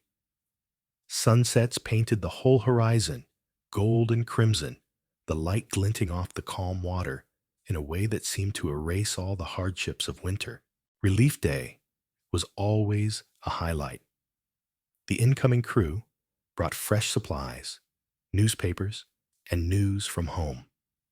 The outgoing keepers, often bearded and weather-worn from their time on the rock, climbed into the tender with the same mixture of relief and regret felt by all who served here, glad to see land again, but leaving behind a place they knew few others would ever experience. Skerryvore remained manned until 1994, when it was automated and converted to solar power. The light still shines, but the tower is empty now, visited only by maintenance teams. The landing stage has been rebuilt, though it's still accessible only in good weather. From the shore of Tiree, you can sometimes see it a thin line of granite against the horizon, with the flash of the lantern catching the sun. To most people, it's just a distant marker. But to mariners, it's a symbol of safety in one of the most treacherous stretches of water in Britain. And to the men who kept it, it was a home of sorts, a post of duty at the edge of the world, where the sea ruled every hour, and the light had to shine no matter what. From the lonely granite pillar of Skerryvore, our journey ends with a lighthouse whose history is steeped in both legend and loss, the Flannan Isles Lighthouse. If you've heard of it, it's likely because of the mystery that made it world famous, the disappearance of its three keepers in 1900. Even now, more than a century later, the story still hovers in that uneasy space between fact and speculation. The Flannan Isles are a small, uninhabited group of rocky islets lying about 20 miles west of the Isle of Lewis in Scotland's Outer Hebrides. The largest island moor is barely big enough for the lighthouse, a landing stage, and a narrow winding path up to the summit. The seas here are raw. Atlantic swell after swell rolling in from thousands of miles away, crashing into the cliffs with a boom you can feel through the ground. Before the lighthouse was built, these islands were dreaded by sailors.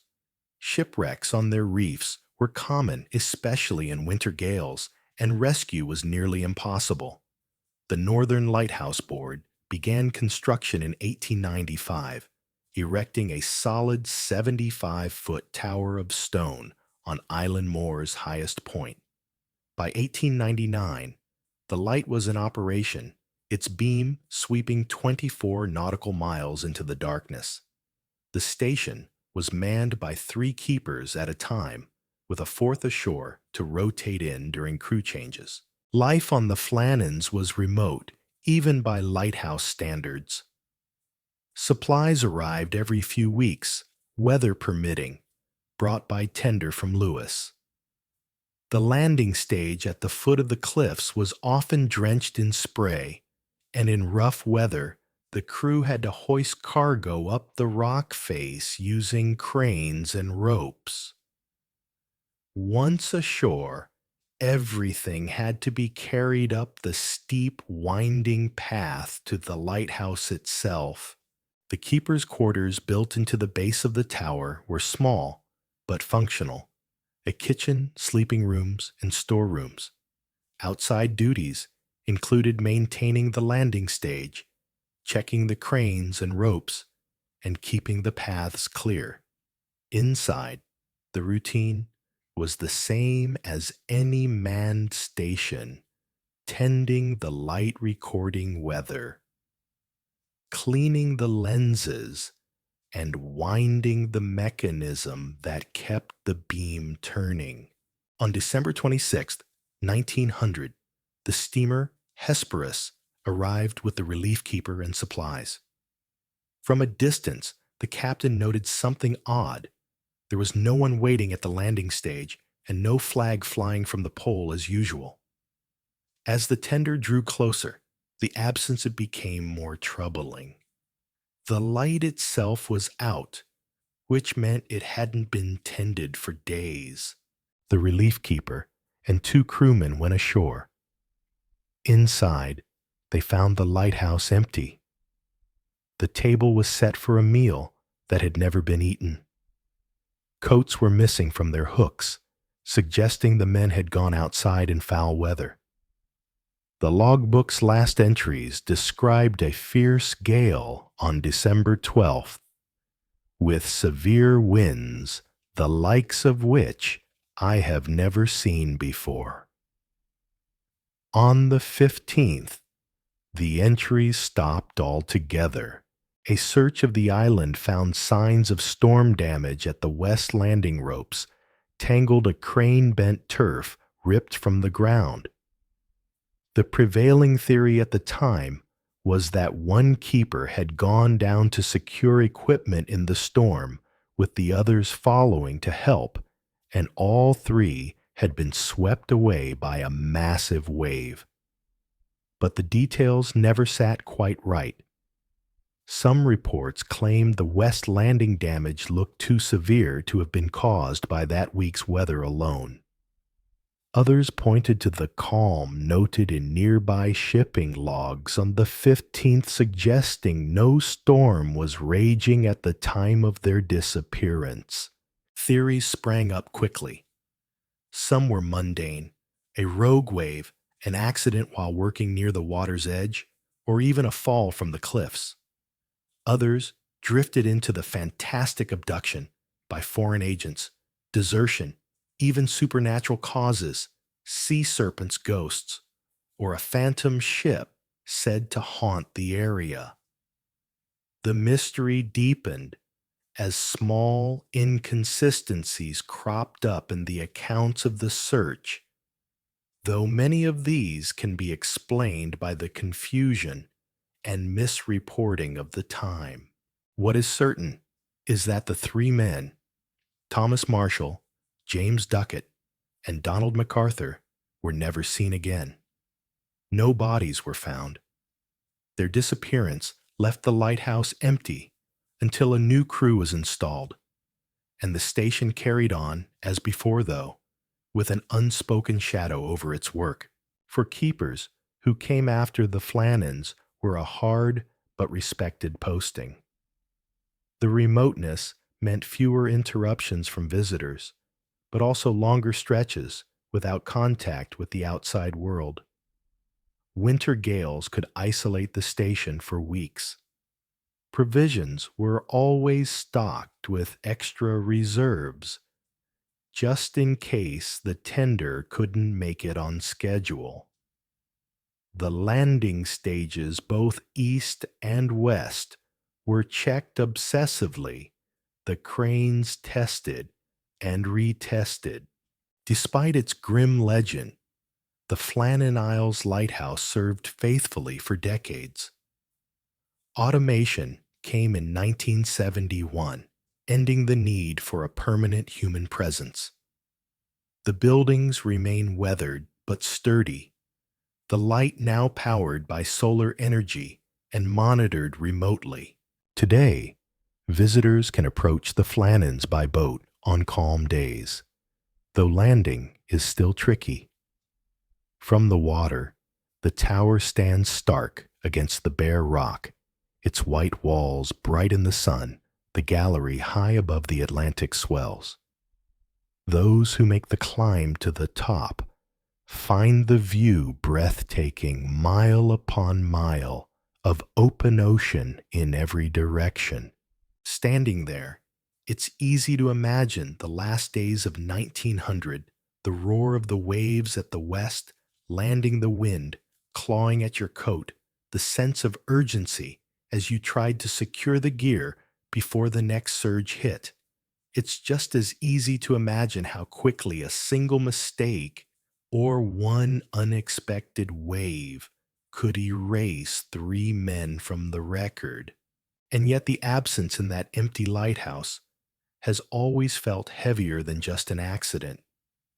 Maybe it's because lighthouses are meant to be constants, lights that are always there, keepers who are always on watch. To find one dark, silent, and abandoned is to feel that something fundamental has gone wrong.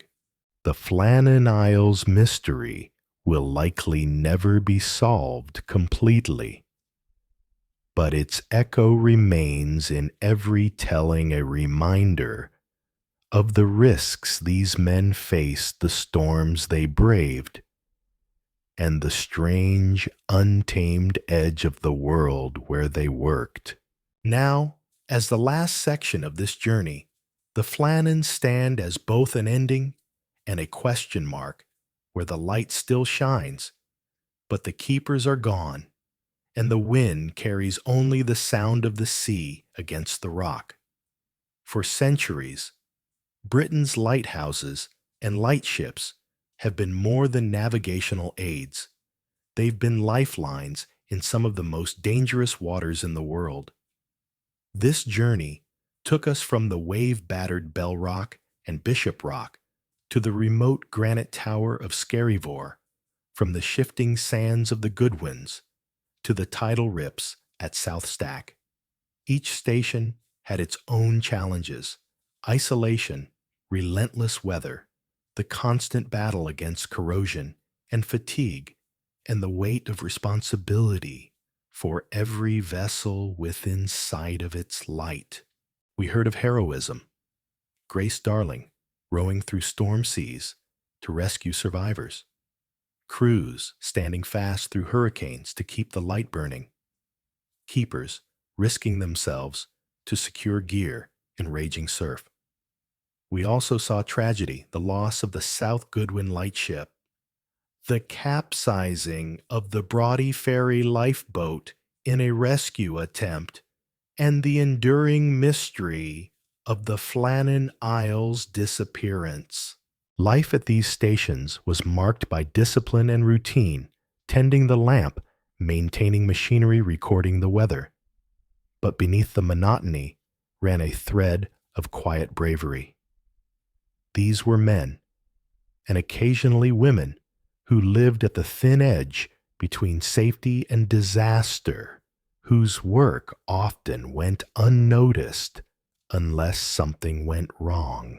Today, almost all these lights are automated. The quarters are empty, the foghorns silent, the keepers long gone. Yet the towers and buoys still stand their beams, cutting through darkness and fog, just as before. They remain symbols not just of navigation, but of dedication, endurance, and the human will to guard against the sea's unpredictability. And in places like the Flannans, where the wind still rattles the doors and the waves still pound the landing, the light is also a memorial, a reminder of those who kept watch until the sea claimed them, and of mysteries that no amount of technology can ever fully explain.